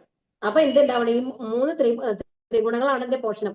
അപ്പൊ നമ്മൾ സത്വഗുണം, രജോ ഗുണം, തമോ ഗുണം നമ്മളിൽ ഇല്ലാന്നുണ്ടെങ്കിൽ ആ ഈ വൃക്ഷത്തിന് ഭക്ഷണം ഇല്ല. ഭക്ഷണം ഇല്ലാണ്ടാവുമ്പോ എന്താണ് ഉണ്ടാവുന്നത്? ആ വേരുകൾ ഉണങ്ങി പോകുന്നു, ആ വൃക്ഷം മുരടിച്ചു പോകുന്നു. അങ്ങനെയാണ് ഉണ്ടാവുന്നത്. അപ്പൊ എന്താണ്? ഈ വേര് അറുത്ത് കളയുമ്പോൾ പിന്നെ നമ്മൾ ഈ വേരിന്റെ മേൽഭാഗം എന്ന് പറയുന്നത് നമ്മൾ എവിടേക്ക് എത്തുന്നത്? മേലെ കാണുന്നത് എന്താണ്? ആത്മീയലോകാണ്. അത് ഭഗവാന്റെ ധാമാണ് അവിടെ. അപ്പൊ എന്നിട്ട് എവിടെ ചെന്നാൽ തിരിച്ചു വരവില്ലയോ ആ ദിവ്യ പദം മുകി സ്മരണാതീത കാലം മുതൽക്കേയുള്ള എല്ലാറ്റിന്റെയും ഉറവിടമായ പരമപുരുഷന് സ്വയം സമർപ്പിക്കണം ആണ്. ഇവിടെ കാണിക്കുന്നത് എന്താണ്? ഇവിടെ വേരല്ല കേട്ടോ, ഇതിന് മേലെയാണ്. വേരോടെയാണ് നമ്മൾ പിഴുതെടുത്ത് കളയേണ്ടത്. ഞാൻ എന്റെ പിതാവിന്റെ പുത്രൻ, പിതാവ് ഇണയാളുടെ പുത്രൻ എന്നിങ്ങനെ ആരാഞ്ഞു പോയാൽ ഒടുവിൽ ബ്രഹ്മാവിലും ബ്രഹ്മാവിനെ പിറവി കൊടുത്ത ഗർഭോദകസായി വിഷ്ണുവിലും എത്താം. പിന്നെ ശ്രീ ഭഗവാനിലും. ഇവിടെ അന്വേഷണം അവസാനിക്കും. ഇനി ശരിയാണ്, നമ്മളുടെ ഉത്ഭവം എവിടെ നിന്നാണ് നമ്മൾ അന്വേഷിച്ചു പോവാണ്. ഞാൻ എന്റെ അച്ഛനിൽ നിന്ന് വന്നു. അച്ഛന്റെ അച്ഛൻ മുത്തച്ഛൻ, മുത്തച്ഛൻ അവരച്ഛൻ, അങ്ങനെ പോയി പോയി പോയി ലാസ്റ്റ് എന്താ എത്തുക? ആരിൽ നിന്നാണ് സൃഷ്ടി തുടങ്ങിയത്? ബ്രഹ്മാവിൽ എത്തും നമ്മളല്ലേ. ബ്രഹ്മാവിൽ നിന്നല്ലേ സൃഷ്ടി തുടങ്ങിയിട്ടുള്ളത്. അപ്പൊ ആ ബ്രഹ്മാവിൽ എത്തിക്കഴിയുമ്പോ ബ്രഹ്മാവ് എവിടെ നിന്നാണ് വന്നിട്ടുള്ളത്? ഭഗവാനിൽ നിന്ന്. അവിടെ അച്ഛനും അമ്മയില്ല എന്ന് മാത്രം. ബ്രഹ്മാവിന് സ്വയംഭൂ എന്നാണ് കേട്ടോ പറയുക. കാരണം എന്താണ്? ഭഗവാന്റെ നാഭിയിൽ നിന്ന്, പൊക്കിൾക്കുടിയിൽ നിന്ന് സ്വയം ഉത്ഭവിച്ചതാണ് ബ്രഹ്മാവ്. അവിടെ ഒരു മറ്റേതെല്ലാം ബാക്കി എല്ലാ സൃഷ്ടികളും എങ്ങനെയാണ്? ഒരു സ്ത്രീ പുരുഷ ബന്ധനങ്ങൾ ഉണ്ട് അവിടെ.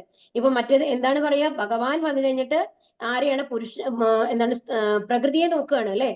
അപ്പൊ അവിടെ പുരുഷനും പ്രകൃതിയും തമ്മിലുള്ള സംയോഗത്തിൽ നിന്നാണ് ബാക്കി എല്ലാ സൃഷ്ടികളും ഉണ്ടായിട്ടുള്ളത്. പക്ഷേ ബ്രഹ്മാവ് മാത്രം എങ്ങനെയാണ് ഉണ്ടായിട്ടുള്ളത്? നാഭിയിൽ നിന്ന് സ്വയം ഉണ്ടായിട്ടുള്ളത്. സ്വയംഭൂവാണ് ബ്രഹ്മാവുള്ളത്. അപ്പൊ ബ്രഹ്മാവിന് പിറവി കൊടുത്തത് ആരാണ്? ഭഗവാനാണ്. ഗർഭോദകസായി വിഷ്ണു ആണ് അല്ലെ. ഗർഭോദകസായി വിഷ്ണു ആരിൽ നിന്ന് വന്നതാണ്? ആരിൽ നിന്ന് വന്നത്? കാരണോദകസായി വിഷ്ണുവിന്റെ വിസ്തരണമാണ്. കാരണോദകസായി വിഷ്ണു എവിടെ നിന്ന് വന്നതാണ്? ഓർമ്മയുണ്ടോ ആർക്കെങ്കിലും? കാരണോദകസായി വിഷ്ണു എവിടെ നിന്നാ വന്നേ? ആർക്കെങ്കിലും ഓർമ്മയുണ്ടോ?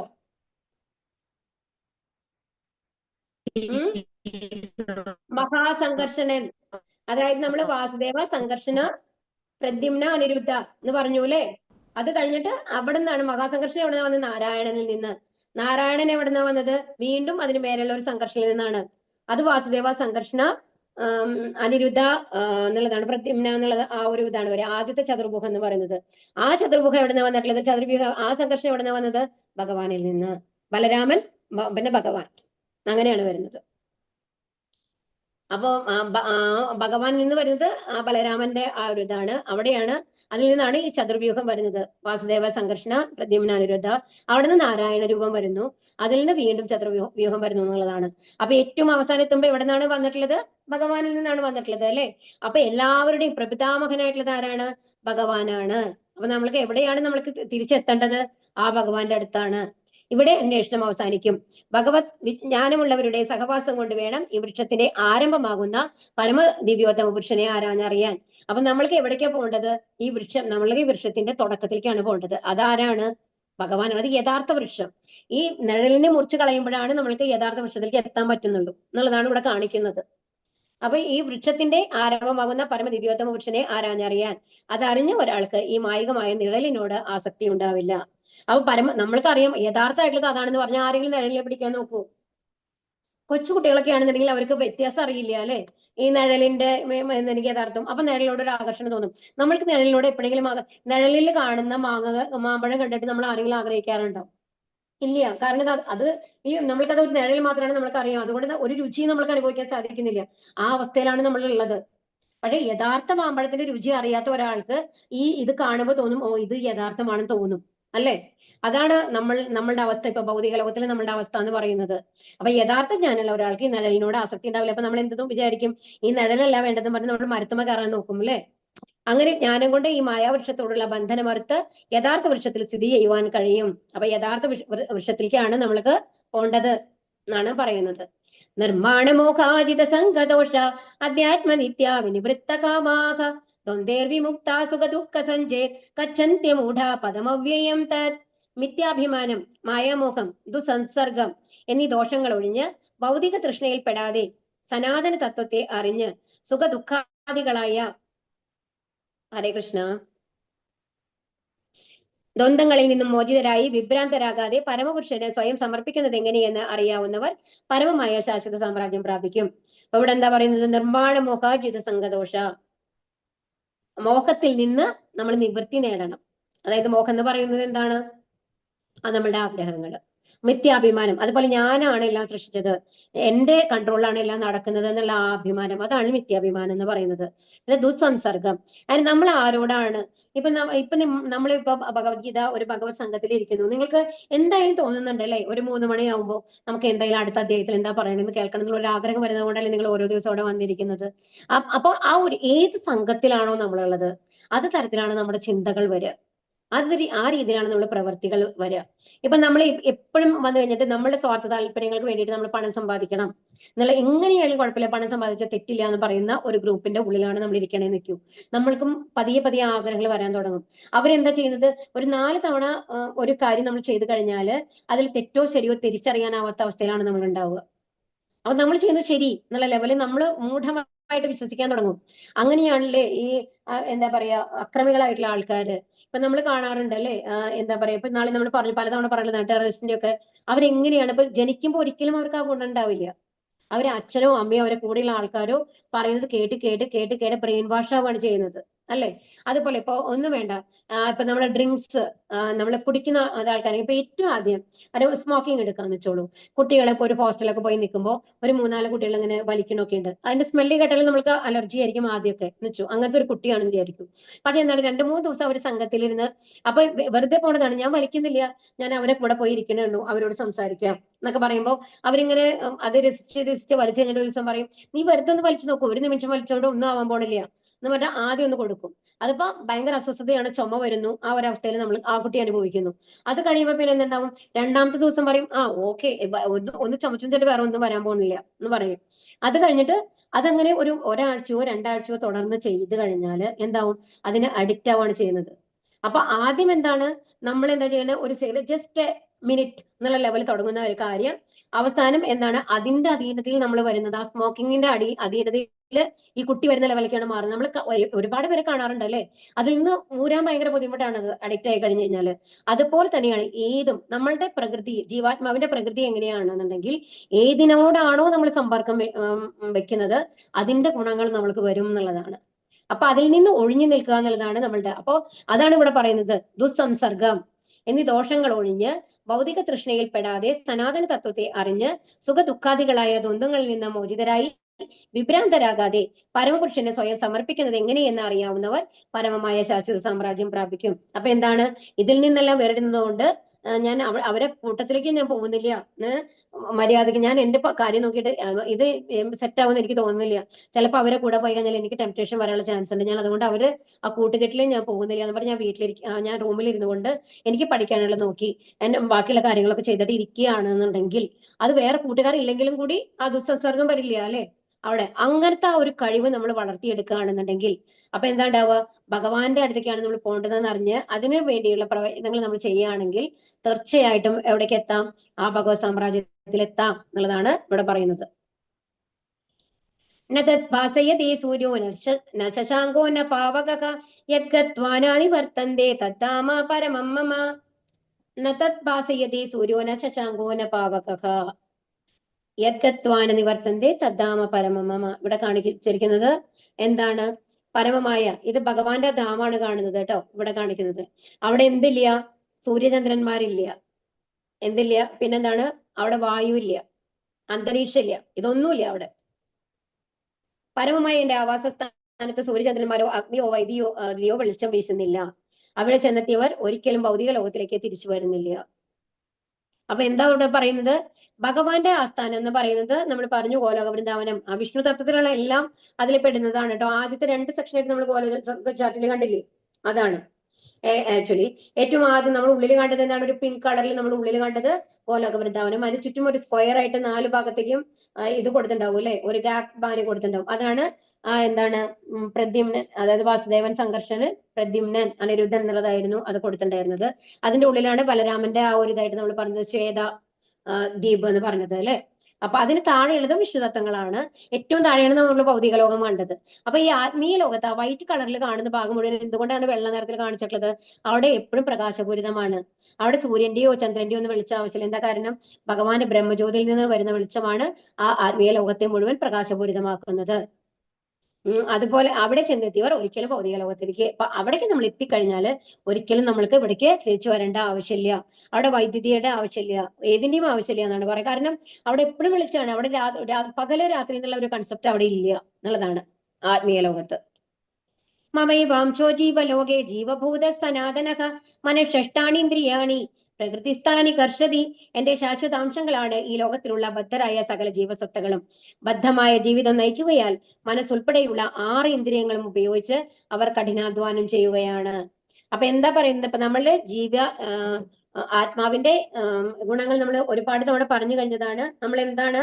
ഭഗവാന്റെ ശാശ്വതാംശമാണ്. ഭഗവാന്റെ അതേ ഗുണങ്ങൾ അതേപടിയുള്ള ആൾക്കാരാണ്. പക്ഷെ എന്താണ് വ്യത്യാസമുള്ളത്? നമ്മൾക്ക് ക്വാളിറ്റിയിലാണ്, ഗുണത്തില് നമ്മളൊരു സമുദ്രത്തിന് തുള്ളി മാതിരിയാണ്. ആ വാസ്റ്റ് ആയിട്ടുള്ള സമുദ്രമാണ് ഭഗവാൻ എന്നുണ്ടെങ്കിൽ അതിന്റെ ഒരു തുള്ളി നമ്മൾ. അതായത് ആ സമുദ്ര ജലത്തിന്റെ എല്ലാ ഗുണങ്ങളും ഉണ്ട് നമ്മൾക്ക്. എന്നാൽ നമ്മൾ സമുദ്രമാണ്, ആ ഒരു തുള്ളിയെ നമുക്ക് സമുദ്രമാണെന്ന് പറയാൻ പറ്റുമോ? ഇല്ല. അപ്പൊ എല്ലാ ഗുണങ്ങളുള്ള ശാശ്വത അംശമാണ് നമ്മൾ. അപ്പൊ എന്താണ്? നമ്മളെ ഒന്നിനും നശിപ്പിക്കാൻ പറ്റില്ല. അതറിയാമല്ലേ? വെള്ളത്തില് അലിയിക്കാൻ പറ്റില്ല, തീയില് ദഹിപ്പിക്കാൻ സാധിക്കില്ല, കാറ്റില് ഉലയ്ക്കാനായിട്ട് സാധിക്കില്ല, ഏതിനും ഒന്നും ചെയ്യാനായിട്ട് സാധിക്കില്ല, ആയുധങ്ങൾ കൊണ്ട് മുറിക്കാനായിട്ട് സാധിക്കില്ല. അല്ലേ? ആത്മാവിനെ നൈനം ചിന്തന്തി ശസ്ത്രാണി നമ്മൾ പഠിച്ചതാണ്. അപ്പൊ എന്താണ്? പക്ഷെ ഈ ബദ്ധമായിട്ടുള്ള ഈ 3 പ്രകൃതി ഗുണങ്ങള് അത് ഭഗവാന്റെ ബഹിരംഗ ശക്തിയാണ്. അപ്പൊ നമ്മൾ പറഞ്ഞു ഏത് ദൈവയുധ സേവനങ്ങൾ നമ്മൾ ചെയ്യുകയാണെങ്കിലും അത് ഭഗവാന്റെ അന്തരംഗ ശക്തി എന്നാണ് പറയുക. അപ്പൊ ഭഗവാന്റെ രൂപം എന്ന് പറയുന്നത് സച്ചിദാനന്ദമാണ്. സത്ത് എന്നുള്ള ഭാഗം എന്താണ്? സൃഷ്ടിയെ കുറിക്കുന്നു. ചിത്ത് എന്ന് പറയുന്നത് അറിവിനെ കുറിക്കുന്നു. അത് കഴിഞ്ഞിട്ട് മറ്റേതാണ് എന്ന് പറയുന്നത് ആനന്ദം. ആനന്ദം എന്ന് പറയുന്നതാണ് ക്ലാദിനി പൊട്ടൻസി എന്നാണ് പറയുക ഭഗവാന്റെ. അതെന്ന് പറയുന്നത് രാധാദേവിയാണ്. അപ്പൊ രാധാദേവിയുടെ ആ ഒരു അനുഗ്രഹം നമ്മൾക്ക് ഉണ്ടാവണം. അപ്പോഴാണ് നമ്മൾക്ക് എന്ത് ചെയ്യാൻ പറ്റുക? ഈ ദൈവയുധ സേവനങ്ങളൊക്കെ നമുക്ക് ചെയ്യാനായിട്ട് സാധിക്കുക. അപ്പൊ ബദ്ധമായ ജീവിതം നയിക്കുന്നത് കൊണ്ട് എന്താ ചെയ്യുന്നത്? പക്ഷെ നമ്മളത് മറന്നുപോയില്ലേ? അപ്പൊ ഇപ്പൊ നമ്മൾ എന്തിൽ അകപ്പെട്ടിരിക്കുകയാണ്? 3 പ്രകൃതി ഗുണങ്ങളിൽ. അപ്പൊ നമ്മൾ എന്താ ചെയ്യുന്നത്? നമ്മളെ 6 ഇന്ദ്രിയങ്ങൾ ഉപയോഗിച്ച് കഠിന പ്രയത്നം ചെയ്യാണ്. അപ്പൊ എന്താണ്? എനിക്ക് അടുത്ത ലെവലിൽ എന്റെ ഭൗതിക സൗകര്യങ്ങൾ എങ്ങനെ വർദ്ധിപ്പിക്കാം, എന്റെ മക്കളെ, എന്റെ ഫാമിലിയെ എങ്ങനെ സന്തോഷമായി വെക്കാം, അവരാണ് എന്റെ എല്ലാം എന്നുള്ളത് വിചാരിച്ച് നമ്മൾ കഠിന അധ്വാനം ചെയ്തുകൊണ്ടിരിക്കുകയാണ് ഇവിടെ ഈ ഭൗതിക ലോകത്തില്. പക്ഷെ യഥാർത്ഥത്തിൽ എന്താണ്? നമ്മള് ഭഗവാന്റെ അംശമാണ് നമ്മൾ തിരിച്ചറിയുന്നില്ല. ഈ 3 ബഹിരംഗ ശക്തിയിൽ പെട്ട കാരണം കൊണ്ട്. അത് അന്തരംഗ ശക്തിയാണെങ്കിൽ നമുക്ക് യഥാർത്ഥ ജ്ഞാനാണ്. അപ്പൊ ഇവിടെ എന്താ കാണിക്കുന്നത്? തീയും തീപ്പൊരിയും. അപ്പൊ ഈ തീയിൽ നിന്ന് വേർപെട്ട് പോയിക്കാണ് അല്ലെ തീപ്പൊരികള്. ഒന്ന് ആലോചിച്ച് നോക്കൂ. ആ തീയിനോട് ചേർന്ന് നിൽക്കുമ്പോ എങ്ങനെയാ ഉണ്ടാവുക? ആ തീയിന്റെ ആ ചൂടും എല്ലാം അനുഭവിച്ചുകൊണ്ടാണ് തീപ്പൊരി നിൽക്കുന്നത്. ഇനി ആ ഒരു തീപ്പൊരി തനിയെ കുറെ ദൂരത്ത് പോയിട്ട് വീഴുകയാണെന്നുണ്ടെങ്കിൽ എന്താ ഉണ്ടാവുക? ഒരു കുറച്ചു നേരത്തേക്ക് അത് ഒന്ന് ഇതായി കഴിഞ്ഞിട്ട് അത് അണഞ്ഞു പോകും അല്ലെ? പിന്നെ ആ തീരെ ഒരു ഗുണവും അതിനുണ്ടാവില്ല. അപ്പൊ നമ്മൾ ശരിക്കും ഉള്ളത് ഏത് ഗുണത്തിലാണ്? ആ തീയിന്റെ എല്ലാ ഗുണങ്ങളോടും കൂടിയിട്ടുള്ളതാണ്. തീയിന്റെ പ്രകാശം, ചൂട് എല്ലാം ചേർന്നിട്ടുള്ള ഒരു ഇതായിട്ടാണ് നമ്മുടെ ജീവാത്മാവ് ഉള്ളത് ഇപ്പോ. അതായത് ആത്മാവുമായിട്ട് ചേർന്ന് നിൽക്കുന്ന സമയത്ത്, ഭഗവാനുമായിട്ട് ചേർന്ന് നിൽക്കുന്ന സമയത്ത്, ഭഗവാനെ അറിഞ്ഞ സമയത്ത്, അതിൽ നിന്നും പകരം ഭൗതിക ആഗ്രഹങ്ങളിൽ മുഴുകി മുഴുകി നമ്മൾ എന്ത് ചെയ്തു? അതിൽ നിന്ന് വേർപെട്ട് പോയിട്ട് നമ്മൾ വേറൊരു സ്ഥലത്ത് വന്ന് വീഴുകയാണ്. എന്നിട്ട് എന്താ ഉണ്ടാവുന്നത്? നശിച്ചു പോകുന്നു. വീണ്ടും ഭഗവാനിലേക്ക് എത്താനായിട്ട് സാധിക്കില്ല അല്ലെ? ഒരിക്കലും. ആ ഒരു അവസ്ഥയിലേക്ക് നമ്മൾ എത്തുന്നു. അതുപോലെ തന്നെ നമ്മൾ ആ മരത്തിന്റെ കൊമ്പ് മുറിച്ചു കളഞ്ഞാൽ വീണ്ടും മരത്തുമായിട്ട് ചേരാൻ പറ്റില്ല എന്ന് പറഞ്ഞില്ലേ? അപ്പൊ പറഞ്ഞു ചില ആൾക്കാർ, നമ്മൾ പറഞ്ഞു അസുര ഗുണമുള്ള ആൾക്കാര് ഒരിക്കലും എന്റെ അടുത്തെത്തില്ല, അവർ വീണ്ടും എവിടേക്ക് പോകുന്ന പറഞ്ഞ് ഏതൊരു മൃഗങ്ങളായിട്ട് ജനിക്കും, അല്ലെങ്കിൽ പാതാള ലോകങ്ങളിലേക്ക് പോകുന്നതാണ് ഭഗവാൻ പറഞ്ഞത്. അപ്പൊ ആ അവസ്ഥയാണ് നമ്മളുടെ എന്ന് പറയുന്നത് എല്ലാം നശിക്കുന്ന അവസ്ഥ എന്ന് പറയുന്നത്. എന്നാലോ ഈ തീപ്പൊരിക്ക് ഒരു ഗുണമുണ്ട്. ആ തീപ്പൊരി ഒന്ന് ഊതിയാൽ മതി, അതൊന്ന് ആളും അല്ലെ? ആള് കത്താൻ തുടങ്ങും. അപ്പൊ ആ ഊതേണ്ട ആവശ്യമുള്ളൂ. അതായത് ആ മാലിന്യങ്ങളെ നീക്കേണ്ട ആവശ്യമുള്ളൂ. നമ്മൾക്ക് എന്താണ്? ആ പഴയ ഗുണങ്ങളൊക്കെ തിരിച്ചു കിട്ടാനായിട്ട്. അധികം വൈകരുതെന്ന് മാത്രം അല്ലെ? അപ്പൊ ദൈവയുദ്ധ സേവനങ്ങൾ ചെയ്യുമ്പോൾ ഹരേ കൃഷ്ണ മന്ത്രം ജപിച്ച് നമ്മൾ അതിനെ പ്യൂരിഫൈ ചെയ്യുമ്പോൾ എന്താണ്? നമ്മൾക്ക് വീണ്ടും കിട്ടുകയാണ്, ആ ഗുണങ്ങളൊക്കെ തിരിച്ചും വീണ്ടും കിട്ടുകയാണ്. ശരീരം യഥവാപ്നോതി യച്ചാഭ്യുത്ക്രാമീശ്വരഃ ഗൃഹീത്വൈതാനി സംയാതി വായുർഗന്ധാനി വാശയാത്. ഭൗതിക ലോകത്തിലെ ജീവസത്ത കാറ്റ് ഗന്ധങ്ങളെ എന്ന പോലെ ജീവിത സങ്കല്പങ്ങളെ ഒരു ശരീരത്തിൽ നിന്ന് മറ്റൊന്നിലേക്ക് കൊണ്ടുപോകുന്നു. അങ്ങനെ ഒരു തരത്തിലുള്ള ശരീരം ഉപേക്ഷിച്ച് മറ്റൊരു തരത്തിലുള്ള ശരീരം സ്വീകരിക്കുന്നു. അപ്പൊ ഇവിടെ എന്താ ചെയ്യുന്നത്? ഭൗതിക ഇപ്പൊ നമ്മളുടെ ജീവാത്മാവ് എന്താ ചെയ്യുന്നത്? കാറ്റ് ഗന്ധങ്ങളെ എന്ന പോലെ ഒരു കാറ്റ് എന്താ ചെയ്യാ, എന്തൊക്കെയാണോ അത് കടന്നു പോകുന്നത് അതിനെ മുഴുവൻ വഹിച്ചുകൊണ്ട് പോവുകയാണ് അല്ലെ. അതുപോലെ നമ്മൾ എന്താ ചെയ്യുന്നത്, നമ്മളുടെ ഒരു ജന്മത്തിൽ നമ്മൾക്ക് ഒരു ശരീരം ലഭിക്കുന്നു. അങ്ങനെ നമ്മൾക്ക് ലഭിക്കുന്ന ഇന്ദ്രിയങ്ങൾക്കനുസരിച്ച് നമ്മുടെ ഇന്ദ്രിയങ്ങളെ വെച്ച് നമ്മൾ അത് അനുഭവിക്കുകയാണ് അല്ലെ. നമ്മൾ സുഖങ്ങൾ അനുഭവിക്കുന്നു, ദുഃഖങ്ങൾ അനുഭവിക്കുന്നു, ഒരുപാട് നമ്മൾ പ്രവൃത്തികൾ ചെയ്യുന്നു. ആ പ്രവൃത്തികളെല്ലാം പ്രവൃത്തികളുടെ ഫലങ്ങളെ വഹിച്ചുകൊണ്ട് എന്ത് ചെയ്യുന്നു, അടുത്ത ശരീരത്തിലേക്ക് പോകുന്നു. അടുത്ത ശരീരത്തിൽ പഴയതിന്റെ ഇംപ്രഷൻ ഫുള്ളുണ്ട്. കർമ്മഫലങ്ങൾ ഫുള്ളും വഹിച്ചുകൊണ്ടാണ്. ഭഗവാനുമായിട്ട് ബന്ധപ്പെട്ടിട്ടുള്ള കാര്യമല്ല പറയുന്നത്. ഭഗവാനുമായിട്ട് ബന്ധപ്പെട്ട് കഴിഞ്ഞാൽ അടുത്തൊരു ശരീരത്തിന്റെ ആവശ്യമില്ലല്ലോ. ഭഗവാനുമായി ബന്ധപ്പെടാത്തത് കൊണ്ട് എന്താ സംഭവിക്കുന്നത്, അതിന്റെ കർമ്മഫലങ്ങൾ ഉണ്ടാവും. നമ്മുടെ ഓരോ പ്രവൃത്തികൾക്കും പ്രതികരണങ്ങളുണ്ട്, പുണ്യമായോ പാപമായോ. അപ്പൊ അത് മുഴുവൻ നമ്മളിലേക്ക് ചേരുകയാണ് ചെയ്യുന്നത്, പാപം പുണ്യം. അപ്പൊ പാപം 1, പാപം 2, പാപം 3, അങ്ങനെ അതിന് സ്റ്റോക്ക് വന്നുകൊണ്ടിരിക്കും. അതുപോലെ പുണ്യങ്ങൾ ചെയ്യുന്നതാണെങ്കിൽ പുണ്യം 1, പുണ്യം 2, പുണ്യം 3, ആ തരത്തിൽ നമുക്ക് സ്റ്റോക്ക് വന്നുകൊണ്ടിരിക്കും. ഇതൊക്കെ അനുഭവിക്കാൻ വേണ്ടി നമ്മൾ അടുത്ത ജന്മം വരെയാണ്. ഓക്കെ, അപ്പൊ പുണ്യങ്ങളാണ് കൂടണമെന്നുണ്ടെങ്കിൽ നമ്മൾക്ക് എന്തെങ്കിലും ഒരു നല്ല ലൈഫ് കിട്ടും. നമ്മൾക്ക് പാപങ്ങളാണ് കൂടണമെന്നുണ്ടെങ്കിലോ സങ്കടഭരിതമായിട്ടുള്ള ഒരു ലൈഫ് ലഭിക്കും. അപ്പൊ എന്താ ചെയ്യുന്നത്, ഒരു തരത്തിലുള്ള ശരീരം ഉപേക്ഷിച്ച് മറ്റൊരു ശരീരത്തിലേക്ക് സ്വീകരിച്ചുകൊണ്ടിരിക്കുകയാണ്. ശ്രോത്രം ചക്ഷുസ്പർശനം ച രസനം ഘ്രാണമേവ ച അധിഷ്ഠായ മനശ്ചായ വിഷയാനുപസേവതേ. ഇപ്രകാരം മറ്റൊരു സ്ഥൂല ശരീരം കൈക്കൊള്ളുന്ന ജീവസത്ത മനസ്സിണ്ടങ്ങിയ 5 ഇന്ദ്രിയങ്ങൾ കണ്ണ്, ചെവി, നാവ്, മൂക്ക്, ത്വക്ക് എന്നിവ സ്വീകരിക്കുകയും അവയിലൂടെ ഒരു കൂട്ടം ഇന്ദ്രിയ വിഷയങ്ങളെ ആസ്വദിക്കുകയും ചെയ്യുന്നു. അപ്പൊ ഇനി അടുത്ത തവണ നമ്മൾക്കൊരു ജീവിതം വീണ്ടും കിട്ടി, ഈ ശരീരം മാറി, അത് മനുഷ്യ ശരീരമാവാം. അല്ല പക്ഷെ മനുഷ്യ ശരീരം തന്നെ ആണെന്നുണ്ടെങ്കിലും എത്രയാണ്, 4 ലക്ഷം തരാണെന്നാണ് പറയുന്നത്. അപ്പൊ പല രീതികളിലാണ് നമ്മൾക്ക് ലൈഫ് കിട്ടുക അല്ലെ. ചിലപ്പോൾ ഒരു ദരിദ്ര കുടുംബത്തിൽ ജനിക്കാം, ചിലപ്പോൾ ഒരു അതീവ പണക്കാരും വീട്ടിൽ ജനിക്കാം. പക്ഷെ നമ്മൾക്ക് എന്താണ്, ചിലപ്പോൾ ബുദ്ധിശക്തി ഉണ്ടാവണമെന്നില്ല, അല്ലെങ്കിൽ സൗന്ദര്യം ഉണ്ടാവണമെന്നില്ല, ഏതെങ്കിലുമൊക്കെ കുറവുകൾ ഉണ്ടാവാം. അപ്പൊ ഏതെങ്കിലുമൊക്കെ ഒരു പ്രൊപ്പോർഷൻ നമ്മുടെ കർമ്മ പ്രവർത്തനങ്ങളുടെ ഒരു സംയോഗമാണ് നമ്മൾക്ക് ലഭിക്കുന്ന ശരീരവും നമ്മൾക്ക് ലഭിക്കുന്ന പാരന്റ്സും നമ്മൾക്ക് ലഭിക്കുന്ന ജീവിത സാഹചര്യങ്ങളും നാം മനസ്സിലാക്കണം. എല്ലാത്തിന്റെയും ചിലവർക്ക് നല്ല ബുദ്ധി ഉണ്ടാവും, പക്ഷെ വീട്ടിലെ സാഹചര്യങ്ങൾ നോക്കി കഴിഞ്ഞാൽ അത്രയും കഷ്ടപ്പാടായിരിക്കും ഉണ്ടാവുക അല്ലെ. അപ്പൊ അങ്ങനെ പലതരത്തിൽ. അപ്പൊ എന്താണ് ആ ഒരു ജന്മത്തിൽ നമ്മൾക്ക് ലഭിക്കുന്ന, ഇപ്പൊ ഒരു നായയായിട്ട് ജനിച്ചിരുന്നുണ്ടെങ്കിൽ ആ നായയുടെ കണ്ണുകൾ കൊണ്ട് എന്തിനാണ് നോക്കുക, അതിന് എന്തൊക്കെ ഭക്ഷണം കിട്ടും എന്നുള്ളതാണ് നോക്കുക. എന്തെങ്കിലും നമ്മൾക്ക് ഇതാണ് പച്ച സാധനങ്ങളാണ് അല്ലെ ഈ നായക്കൊക്കെ ആവിമുഖ്യം ഉണ്ടാവുക. അങ്ങനത്തെ സാധനങ്ങളൊക്കെയാണ് സെർച്ച് ചെയ്തുകൊണ്ടിരിക്കുക. അപ്പൊ ഏത് ശരീരമാണോ കിട്ടിയത് അതിനനുസരിച്ച് കണ്ണ്, ചെവി, നാവ്, മൂക്ക്, ത്വക്ക് എന്നിവ സ്വീകരിച്ച് അതിലൂടെ ഇന്ദ്രിയ വിഷയങ്ങളെ ആസ്വദിക്കുന്നു. പക്ഷെ ഒരിക്കലും അവിടെ ഒരു ദുഃഖം വരുന്നില്ല. ഭഗവാൻ നമ്മൾക്ക് ഏറ്റവും കഴിവ് നൽകിയിട്ടുള്ളത് എന്താണെന്നുണ്ടെങ്കിൽ നമ്മുടെ മറവിയാണ്. അത് മനസ്സിലാക്കണം, അല്ലെങ്കിൽ നമുക്ക് ജീവിക്കാൻ പറ്റില്ല. ഉത്രാമന്തം സ്ഥിതം വാപി ഭുഞ്ചാനം വാ ഗുണാനിതം വിമൂഢാനാനു പശ്യന്തി ജ്ഞാന ചക്ഷുഷക. ജീവാത്മാവ് എങ്ങനെ ഈ ശരീരം വിട്ടുപോകുന്നുവെന്നോ ഗുണങ്ങളുടെ ആകർഷണത്തിൽ വഴിപ്പെട്ട് ഏതു തരത്തിലുള്ള ശരീരത്തെയാണ് സ്വീകരിച്ച് അനുഭവിക്കുന്നതെന്നോ മൂഢന്മാർക്ക് അറിയാൻ വയ്യ. നമ്മൾ ശരിക്കും മൂഢന്മാരുടെ അവസ്ഥയിലുള്ളത് അല്ലെ. കഴിഞ്ഞ ജന്മത്തിൽ നമ്മൾക്ക് ഏത് ജന്മാനെന്ന് അറിയില്ല. ഈ ജന്മ ഭാഗ്യത്തിന് മനുഷ്യജന്മം കിട്ടിയിട്ടുണ്ട്, നമ്മൾ ഭാഗ്യവാന്മാരാണ്. അതുകൊണ്ടാണ് ഇപ്പൊ ഭഗവത്ഗീത പഠനത്തിന്റെ ലെവലിലേക്ക് വരെ നമ്മൾ എത്തിയിട്ടുണ്ട് അല്ലെ. അപ്പൊ ഈ ശരീരം വിട്ടുപോകുന്നത് അപ്പൊ എങ്ങനെയാണ് നമ്മൾക്കറിയോ, ഇപ്പോഴും നമ്മൾക്ക് യഥാർത്ഥത്തിൽ അറിയില്ല എങ്ങനെയാണ് ഈ ആത്മാവ് നമ്മുടെ ശരീരം വിട്ടുപോകുന്നതെന്ന് അറിയില്ല. അതുപോലെ തന്നെ ഈ ഗുണങ്ങളുടെ ഇതിൽ പെട്ട് കഴിഞ്ഞിട്ട് നമ്മൾ ഏത് പ്രവർത്തികളാണ് നമ്മൾ സ്വീകരിക്കാൻ പോകുന്നത്, ആ ശരീരത്തിൽ നമ്മൾ എന്ത് പ്രവർത്തികളാണ് ചെയ്യാൻ പോകുന്നത്, എന്തൊക്കെയാണ് അനുഭവിക്കാൻ പോകുന്നത്, ഏതും നമ്മൾക്ക് അറിയില്ല അല്ലെ. ജ്ഞാനത്തിന്റെ അകക്കണ്ണ് തെളിഞ്ഞവർക്ക് ഇതെല്ലാം പ്രത്യക്ഷമാകുന്നു. എന്നാൽ ഭഗവാനെ കുറിച്ച് അറിയാൻ തുടങ്ങുമ്പോൾ നമ്മൾക്ക് അറിയാം എന്തെന്ന്, നമ്മള് ഒരു എന്താണ് ഇല്യൂഷനിലാണ് ഇരിക്കുന്നത്. നമ്മൾ യഥാർത്ഥത്തിൽ ഓവറായിട്ട് അറ്റാച്ച്മെന്റ് ഏതിനോട് പാടില്ല എന്നുള്ളത് നമ്മൾ പഠിക്കും.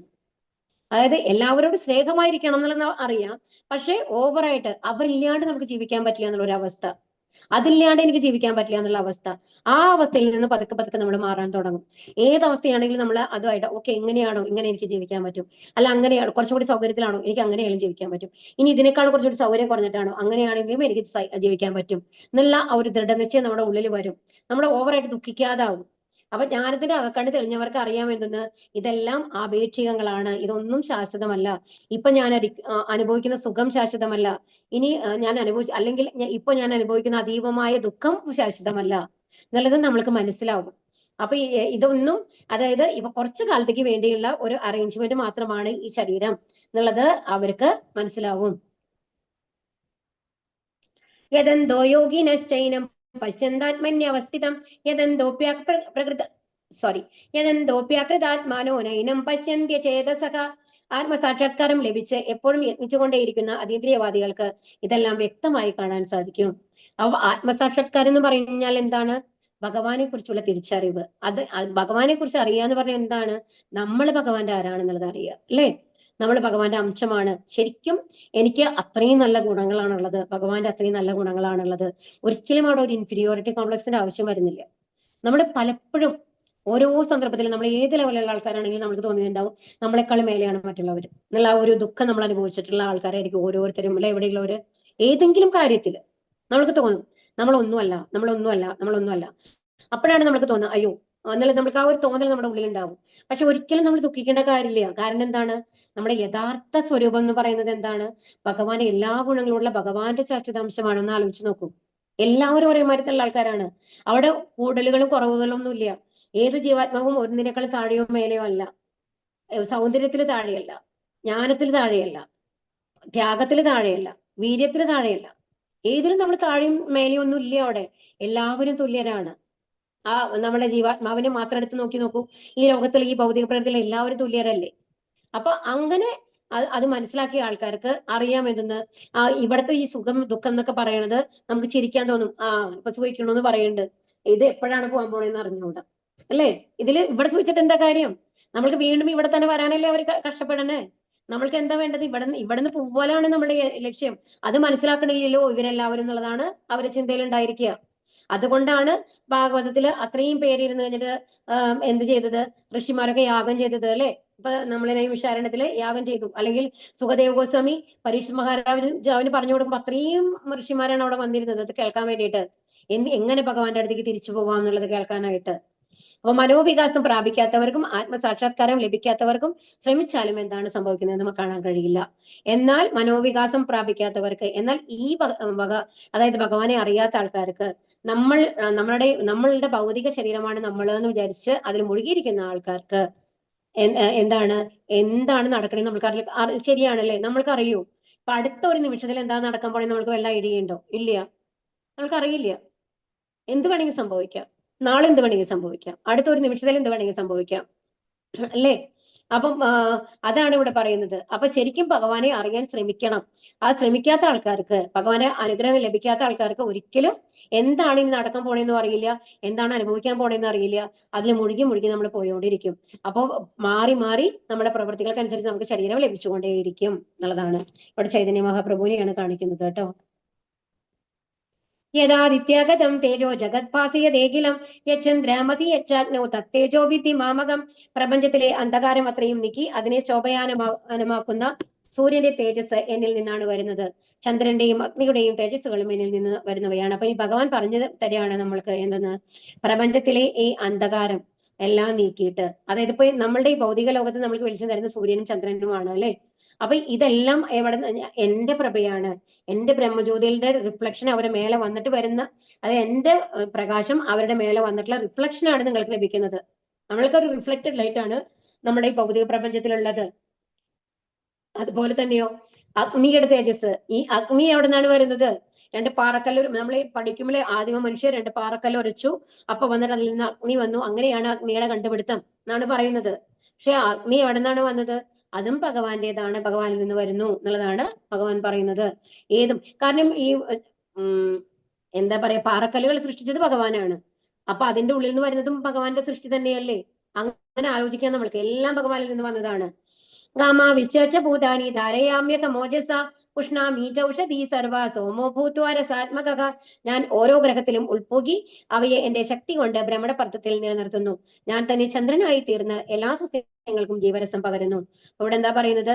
ഓരോ ഗ്രഹത്തിന്റെ ഉള്ളില് പോയിട്ട്, അതായത് നമ്മൾക്കറിയാലേ എന്താണ് വ്യാഴുണ്ട്, ശനിയുണ്ട്, നമ്മൾ കുറെ ഗ്രഹങ്ങൾ പറയും. അപ്പൊ ഈ ചൊവ്വ, ശുക്രൻ, അതൊക്കെ പറയും അല്ലേ? അപ്പൊ ഈ ഗ്രഹങ്ങളെയെല്ലാം അതിന്റെ ഭ്രമണ പഥത്തിൽ നിർത്തിയിരിക്കുന്നത് ഞാനാണ് എന്നാണ് പറയുന്നത്. നമ്മൾ എന്താ പറയുക, നമ്മുടെ സയൻസിൽ ഒരു സാങ്കല്പിക ഒരു ഓർബിറ്റ് ഉണ്ട്. അത് എന്താണ്? സാങ്കല്പികാണ് എല്ലാം.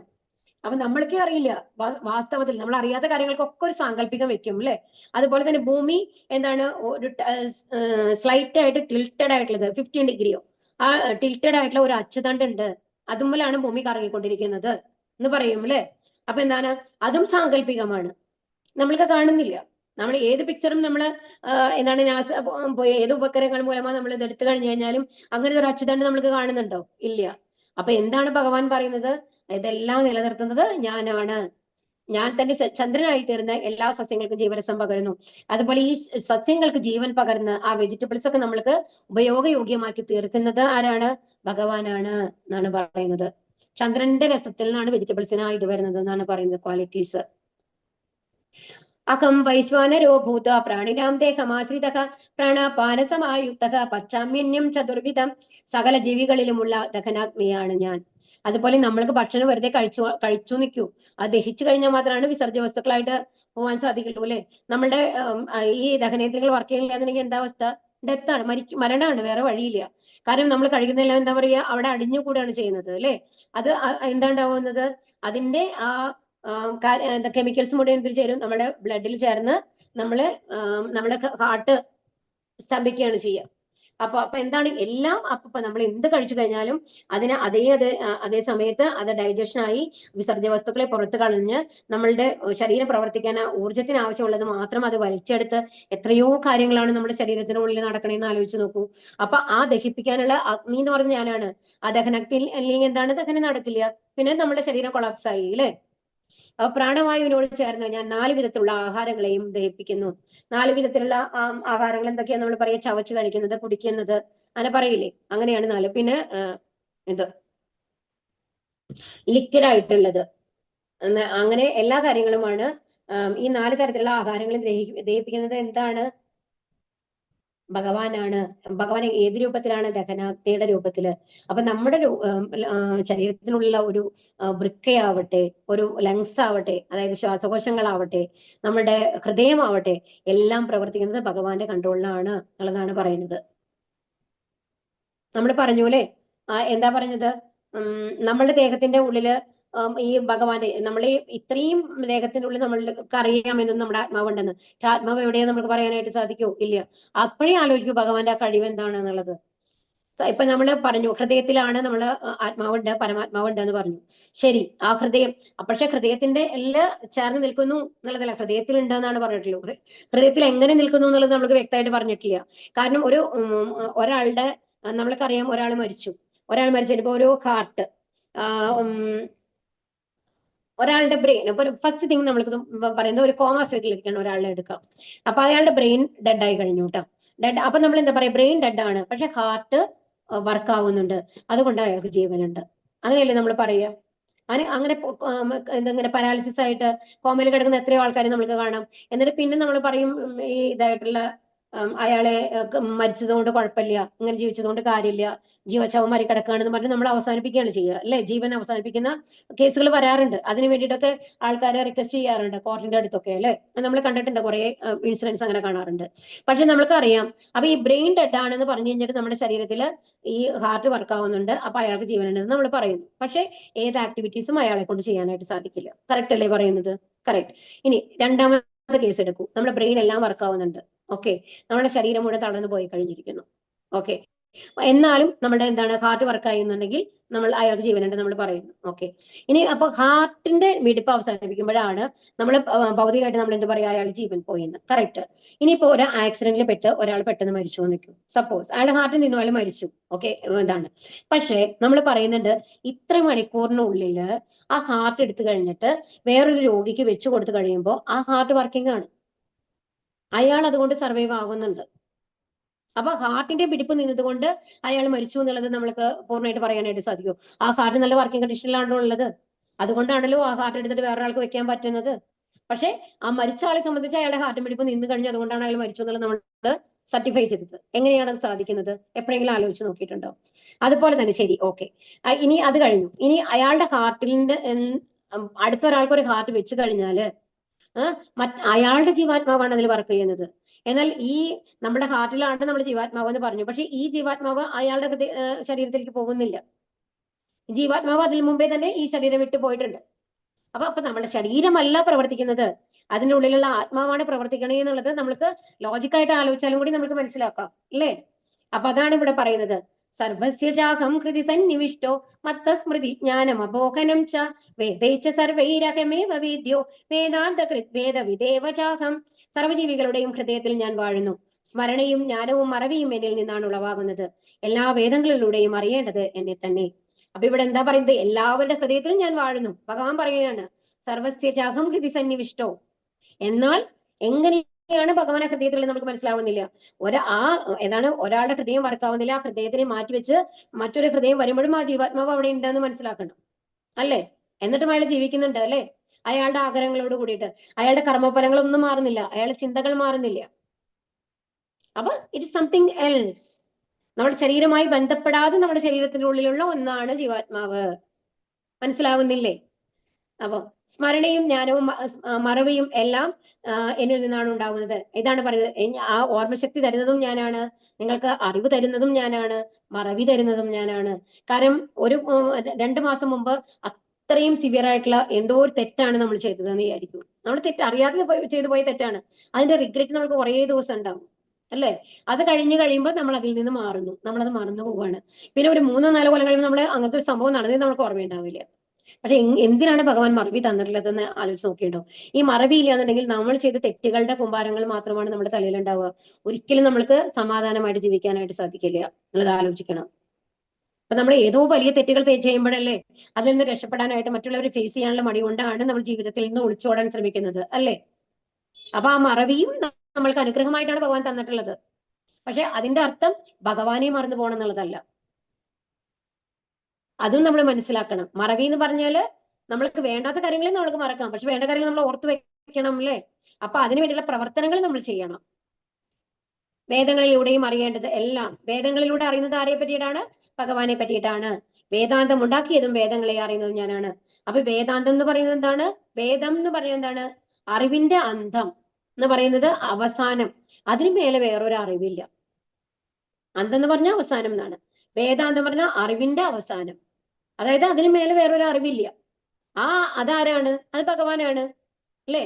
അപ്പൊ ഭഗവാനല്ലേ എല്ലാ അറിവിന്റെയും അവസാനമായിട്ട് നിൽക്കുന്നത്. കാരണം ആ ഭഗവാനിൽ നിന്നാണ് എല്ലാ അറിവും വരുന്നത്. ആ ഭഗവാന് മേലെ വേറെ എന്തെങ്കിലും അറിവുണ്ടോ? ഇല്ല. അപ്പൊ ആ വേദാന്തം ഉണ്ടാക്കിയിട്ടുള്ളതും വേദങ്ങളെ അറിയുന്നതും ആരാണ്? ഭഗവാനാണ്. ദ്വാവിമൗ പുരുഷൗ ലോകേ ശരശ്ചാക്ഷര ഏവച ശര സർവാണി ഭൂതാനി കൂടസ്ഥോക്ഷര ഉച്ചതേ. പുരുഷന്മാർ 2 വിധം, തെറ്റ് പറ്റാവുന്നവരും അല്ലാത്തവരും. ഭൗതിക ലോകത്തിലെ ജീവാത്മാക്കളെല്ലാം തെറ്റുപറ്റാവുന്നവരാകുന്നു. ആധ്യാത്മിക ലോകത്തിലുള്ള ജീവാത്മാക്കൾക്ക് തെറ്റുപറ്റുകയില്ല.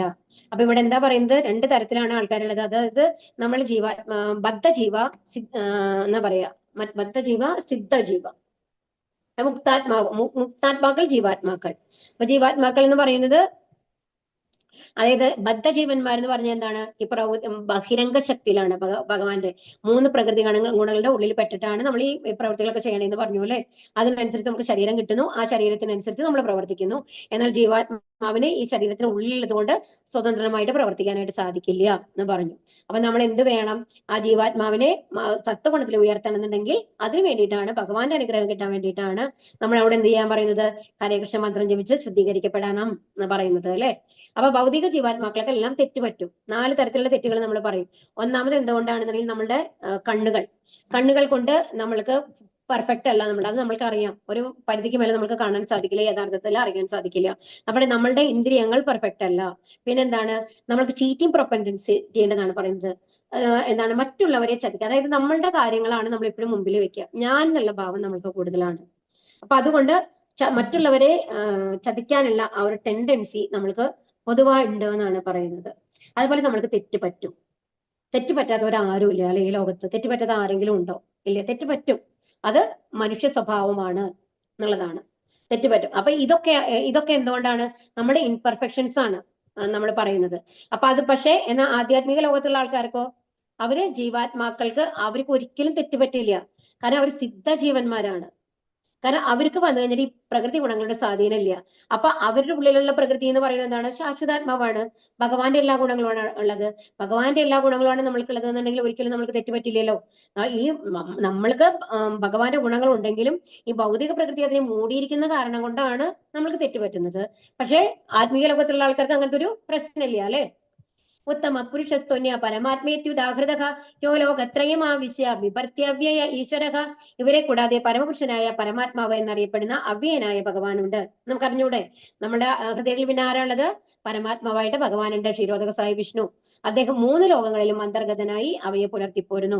അപ്പൊ ഈ 3 ലോകത്തിലുള്ളത്, അതായത് 14 ലോകങ്ങൾ എന്ന് പറയുന്നത് നമ്മുടെ ഭൂലോകം എന്ന് പറയുന്ന നടുവിലുള്ളത്, മേലെ ഉള്ളത് സ്വർഗ്ഗലോകങ്ങൾ, താഴെയുള്ളത് പാതാള ലോകങ്ങൾ.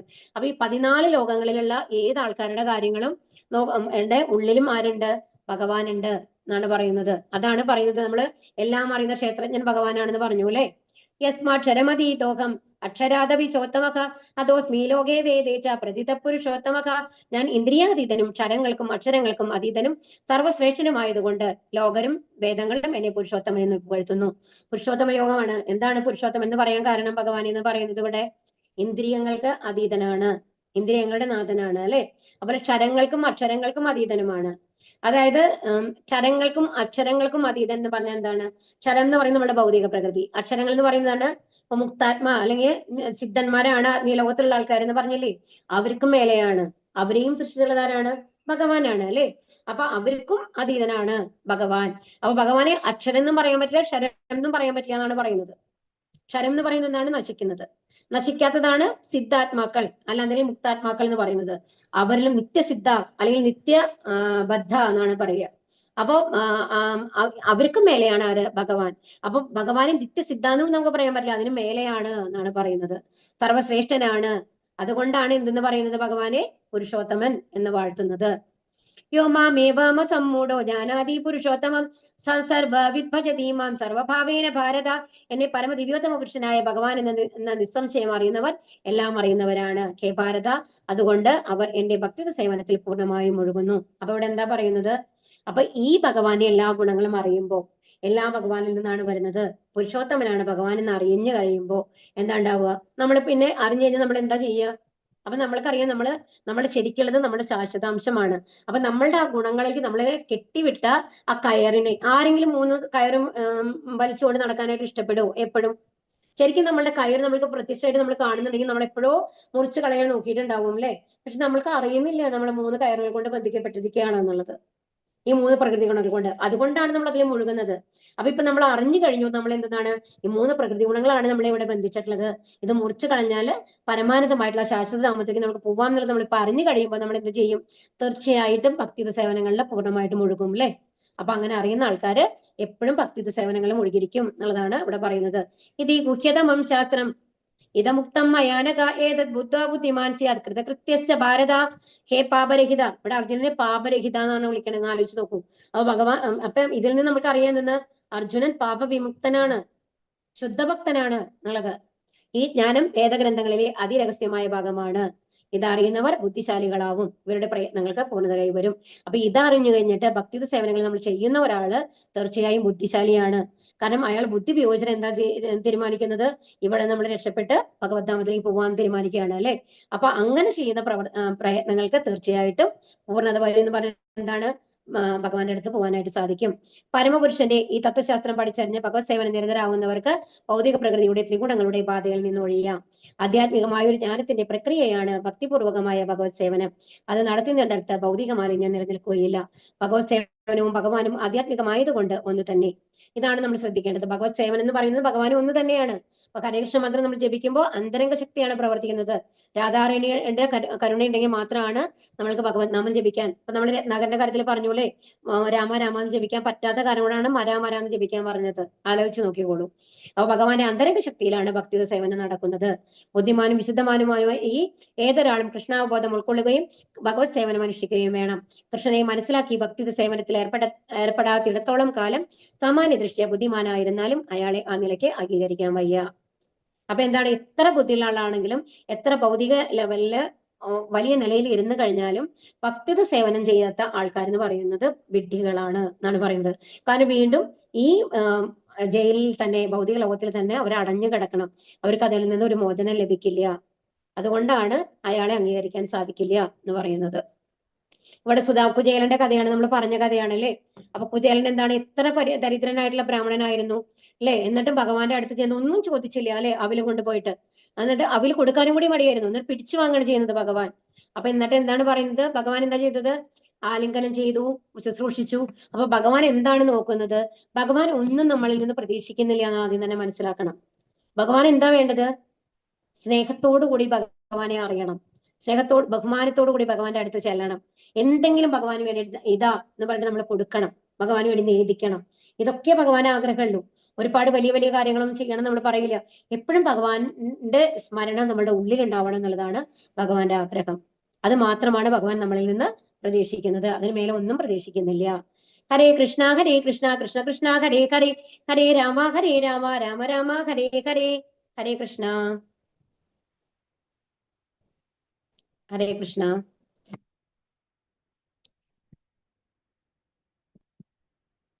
നമുക്ക് ചോദ്യങ്ങൾ നോക്കാം. ഇത് വളരെ ചെറിയൊരു അധ്യായമാണ്. 4 മണിയായി. ഹരേ കൃഷ്ണ ഹരേ കൃഷ്ണ. മാതാജി. ചോദ്യങ്ങൾ പറയാട്ടോ.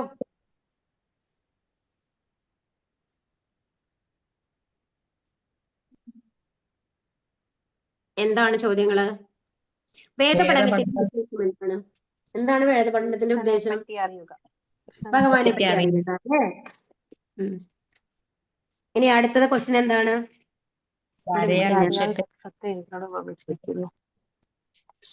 ഇവിടെ അരയാൽ വൃക്ഷത്തെ എന്തിനോടാണ് ഉപമിച്ചിരിക്കുന്നത്? ഭൗതിക ബന്ധങ്ങളോട്, ഭൗതിക ലോകത്തോടാണ് ഉപമിച്ചിട്ടുള്ളത്. ഭൗതിക ബന്ധങ്ങളോടാണ് അരയാൽ വൃക്ഷത്തെ ഉപമിച്ചിരിക്കുന്നത്. ഈ വൃക്ഷത്തിന് പോഷണം ലഭിക്കുന്നത് എങ്ങനെയാണ്? ഭൗതിക പ്രകൃതിയുടെ 3 ത്രിഗുണങ്ങളാൽ പോഷിക്കപ്പെടുന്നു. 3 ത്രിഗുണങ്ങൾ കൊണ്ടാണ് കേട്ടോ പോഷണം ലഭിക്കുന്നത്. 3 മാതാജി, ആദ്യത്തെ ക്വസ്റ്റ്യൻ ഒന്ന് പറയണേ മാതാജി, കേട്ടില്ല. വേദ പഠനത്തിന്റെ ഉദ്ദേശം ഭഗവാനെ കുറിച്ച് അറിയുക എന്നുള്ളതാണ്. കൃഷ്ണനെ പറ്റി അറിയുക എന്നുള്ളതാണ് വേദ പഠനത്തിന്റെ ഉദ്ദേശം. കൃഷ്ണനെ പറ്റി അറിയുക, ഭഗവാനെ പറ്റി അറിയുക എന്നുള്ളതാണ് കേട്ടോ. ഓ, ഇനി രണ്ടാമത് അരയാൽ വൃക്ഷത്തെ എന്തിനോടാണ് ഉപമിച്ചത്? ഭൗതിക ബന്ധങ്ങളോട്, പ്രപഞ്ചത്തോട്, ഭൗതിക ലോകത്തോട്. എല്ലാം കറക്റ്റ് ആണ് കേട്ടോ. ഈ വൃക്ഷത്തിന് പോഷണം ലഭിക്കുന്നത് എങ്ങനെയാണ്? ത്രിഗുണങ്ങൾ കൊണ്ടാണ്. ഭൗതിക ത്രിഗുണങ്ങൾ കൊണ്ടാണ്. ഇനി ശ്ലോകം 5 എന്താണ് പറഞ്ഞിട്ടുള്ളത്? മിഥ്യാഭിമാനം, മായാമോഹം, ദുസംസർഗം എന്നീ ദോഷങ്ങൾ ഒഴിഞ്ഞ് ഭൗതിക തൃഷ്ണയിൽ പെടാതെ സനാതന തത്വത്തെ അറിഞ്ഞ് സുഖദുഃഖാദികളായ ദ്വന്ദ്ങ്ങളിൽ നിന്ന് മോചിതരായി വിഭ്രാന്തരാകാതെ പരമപുരുഷനെ സ്വയം സമർപ്പിക്കുന്നത് എങ്ങനെയെന്ന് അറിയാവുന്ന പരമശാശ്വത സാമ്രാജ്യം പ്രാപിക്കും. അപ്പൊ എന്താണ് പറയുന്നത്? ശരിക്കും ഭൗതിക തൃഷ്ണയിൽ പെടാതെ എന്താ സുഖദുഃഖാദികളായ ദ്വന്ദ്ങ്ങളിൽ നിന്ന് മോചിതരായി വിഭ്രാന്തരാകാതെ, അതായത് ഏറ്റവും ഷോർട്ടായിട്ട് പറഞ്ഞത് എന്താണ്? ഭൗതിക തൃഷ്ണയിൽ പെടാതെ സംഭ്രാന്തരാകാതെ പരമപുരുഷന് സ്വയം സമർപ്പിക്കുക എന്നുള്ളതാണ്. അപ്പൊ തന്നെ ദ്വന്ദ്ങ്ങളിൽ നിന്ന് മോചിതരാകും അല്ലേ, ഭൗതിക ദൃഷ്ടിയിൽ പെട്ടിട്ടില്ല എന്നുണ്ടെങ്കിൽ. അപ്പൊ ഇത് മുഴുവൻ പറയുകയാണെങ്കിൽ ആ വിവർത്തനം ഫുള്ളാണ് കേട്ടോ, 5ാമത്തെ ശ്ലോകത്തിന്റെ. ഇനി ജീവാത്മാവിന്റെ വ്യക്തിത്വം വെളിപ്പെടുത്തുന്ന ശ്ലോകം ഏതാണ്? ശ്ലോകം 7. മമൈവാംശോ ജീവലോകേ. ഭഗവാന്റെ സനാതനമായ അംശമാണ് ഇത്. പ്രകൃതിയിൽ നിന്ന് ജീവിച്ച് ബദ്ധമായ ജീവിതം നയിക്കുകയാൽ മനസ്സുൾപ്പെടെയുള്ള 6 ഇന്ദ്രിയങ്ങൾ ഉപയോഗിച്ച് ഇവർ കഠിനാധ്വാനം ചെയ്യുന്നു എന്നുള്ളതാണ്. അപ്പൊ ബദ്ധരായ സകല ജീവിതങ്ങളും എന്റെ ശാശ്വതാംശങ്ങളാണ്. മമൈവാംശോ, എന്റെ ശാശ്വതാംശങ്ങളാണ് എന്നാണ് പറയുന്നത്. അത് 7ാമത്തെ ശ്ലോകം 15:7 ആണ് കേട്ടോ. ഇനി ജീവാത്മാവിന്റെ ദഹനാഗ്നിയായി വർത്തിക്കുന്ന അഗ്നി ഏതാണ്? ഭഗവാൻ തന്നെയാണ്. ഭഗവാൻ തന്നെയാണ്.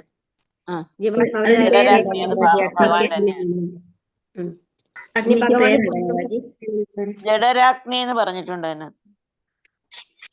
ജഡരാഗ്നി എന്ന് പറയുന്നതാണ് ദഹനാഗ്നി എന്ന് പറയുന്നത് മാതാജി. അത് തന്നെ പേരാണ്. പക്ഷെ ഭഗവാൻ ജഡരാഗ്നി അല്ല കേട്ടോ, ഭഗവാനെ എഴുതണം. ദഹനാഗ്നി പറയുന്നത് തന്നെയാണ് ജഠരാഗ്നി എന്നാണ് നമ്മൾ അതിന്റെ, അതായത് ശാസ്ത്രീയമായിട്ട് നമ്മൾ പറയാ ജഠരാഗ്നി എന്നാണ് പറയുക ആ അഗ്നിക്ക്. 14ാമത്തെ ശ്ലോകല്ലേ മാതാജി? 14 ഏതാണ്? 14 അല്ലെ? 6ാമത്തെ ചോദ്യത്തിന്റെ ഉത്തരം 6ാമത്തെ ചോദ്യത്തില് അതിൽ വരുന്നത് ആണ് മതി. അതേതാ, അതന്നെയാണ് മതി. ജഡരാഗ്നി എന്ന് പറയുന്നത് തന്നെയാണ് ഈ ഭഗവാൻ എന്ന് പറയുന്നത് കേട്ടോ. ഭഗവാനായിട്ടാണ് വരുന്നത്. ഇവിടെ വരുന്നുണ്ടല്ലോ, ശൂന്യാകാശത്തിൽ ഒഴിഞ്ഞ് ശരീരത്തിന് വെള്ളത്തിന് മീതെ പൊങ്ങിക്കിടക്കാൻ കഴിയുന്നത്, ആദ്യവാഞ്ചം നഷ്ടപ്പെട്ടാൽ വെള്ളം മൂന്ന്, നേക്കം മൂന്ന്, ഇതൊക്കെ ഇതുള്ളതാണ്. അതായത് നമ്മളുടെ ശരീരത്തിന് അത്രയും ശക്തി ഇതുണ്ട് അല്ലേ, വെയിറ്റ് ഉണ്ട്, 60 കിലോ. എന്നിട്ട് അത് നല്ലൊരു ഉദാഹരണമാണ്. അത് അടുത്ത ലെവലിൽ നമ്മൾ എക്സ്പ്ലെയിൻ ചെയ്യും നിങ്ങൾക്ക്. അപ്പൊ എന്താണെന്നുണ്ടെങ്കിൽ അതില് ആ ആത്മാവ് അതിൽ നിന്ന് പോകുമ്പോ എന്താ ഉണ്ടാവുന്നത്, അത് പൊങ്ങി കിടക്കണം. എങ്ങനെ പൊങ്ങാൻ പറ്റണേ? അത്രയും വെയിറ്റ് ഉണ്ടല്ലോ, 60 കിലോ വെയിറ്റ് ഉള്ള സാധനം ഇങ്ങനെ പൊങ്ങി കിടക്കുന്നു എന്നുള്ളതാണ്. അപ്പൊ ജീവാത്മാവ് പോയി കഴിയുമ്പോൾ ആ ജഡവസ്തു പൊങ്ങി കിടക്കല്ലേ ചെയ്യുക, പിന്നെയാണ് താന്നു പോവുക. ആദ്യം പൊങ്ങി ഒഴുകി കിടക്കുന്നത് നമ്മൾ കാണാലോ, ഈ ഇതൊക്കെ ജഡങ്ങളൊക്കെ ഒഴുകി നടക്കും എന്നൊക്കെയല്ലേ പറയുന്നത്. പിന്നെയാണ് താന്നു പോകുന്നത്. ആ വെള്ളം കുടിച്ചു പിന്നെ താഴത്തേക്ക് പോകും. പക്ഷെ ഏറ്റവും ആദ്യം മരിക്കുന്ന ആ സമയത്തും അത് കഴിഞ്ഞിട്ട് പൊന്തും ഇതായിട്ട്. അതാണ് പറയുന്നത്. അതൊക്കെ ഭഗവാന്റെ ആ ഒരു എന്താ പറയാ, നമ്മൾക്ക് മനസ്സിലാക്കാൻ സാധിക്കാത്ത അത്രയ്ക്ക് ഇതാണെന്നാണ് ഇവിടെ പറയുന്നത് കേട്ടോ. ശരി, ഓക്കെ. അടുത്തത് എന്താണ്? ഭഗവാനെ പുരുഷോത്തമൻ എന്ന് പുകഴ്ത്തുന്നത് എന്തുകൊണ്ടാണ്? ഇന്ദ്രിയാതീതനും ക്ഷരങ്ങൾക്കും അക്ഷരങ്ങൾക്കും അതീതനും സർവശ്രേഷ്ഠനുമായതുകൊണ്ട് ലോകരും വേദങ്ങളും എന്നെ പുരുഷോത്തമൻ എന്ന് പുകഴ്ത്തുന്നു.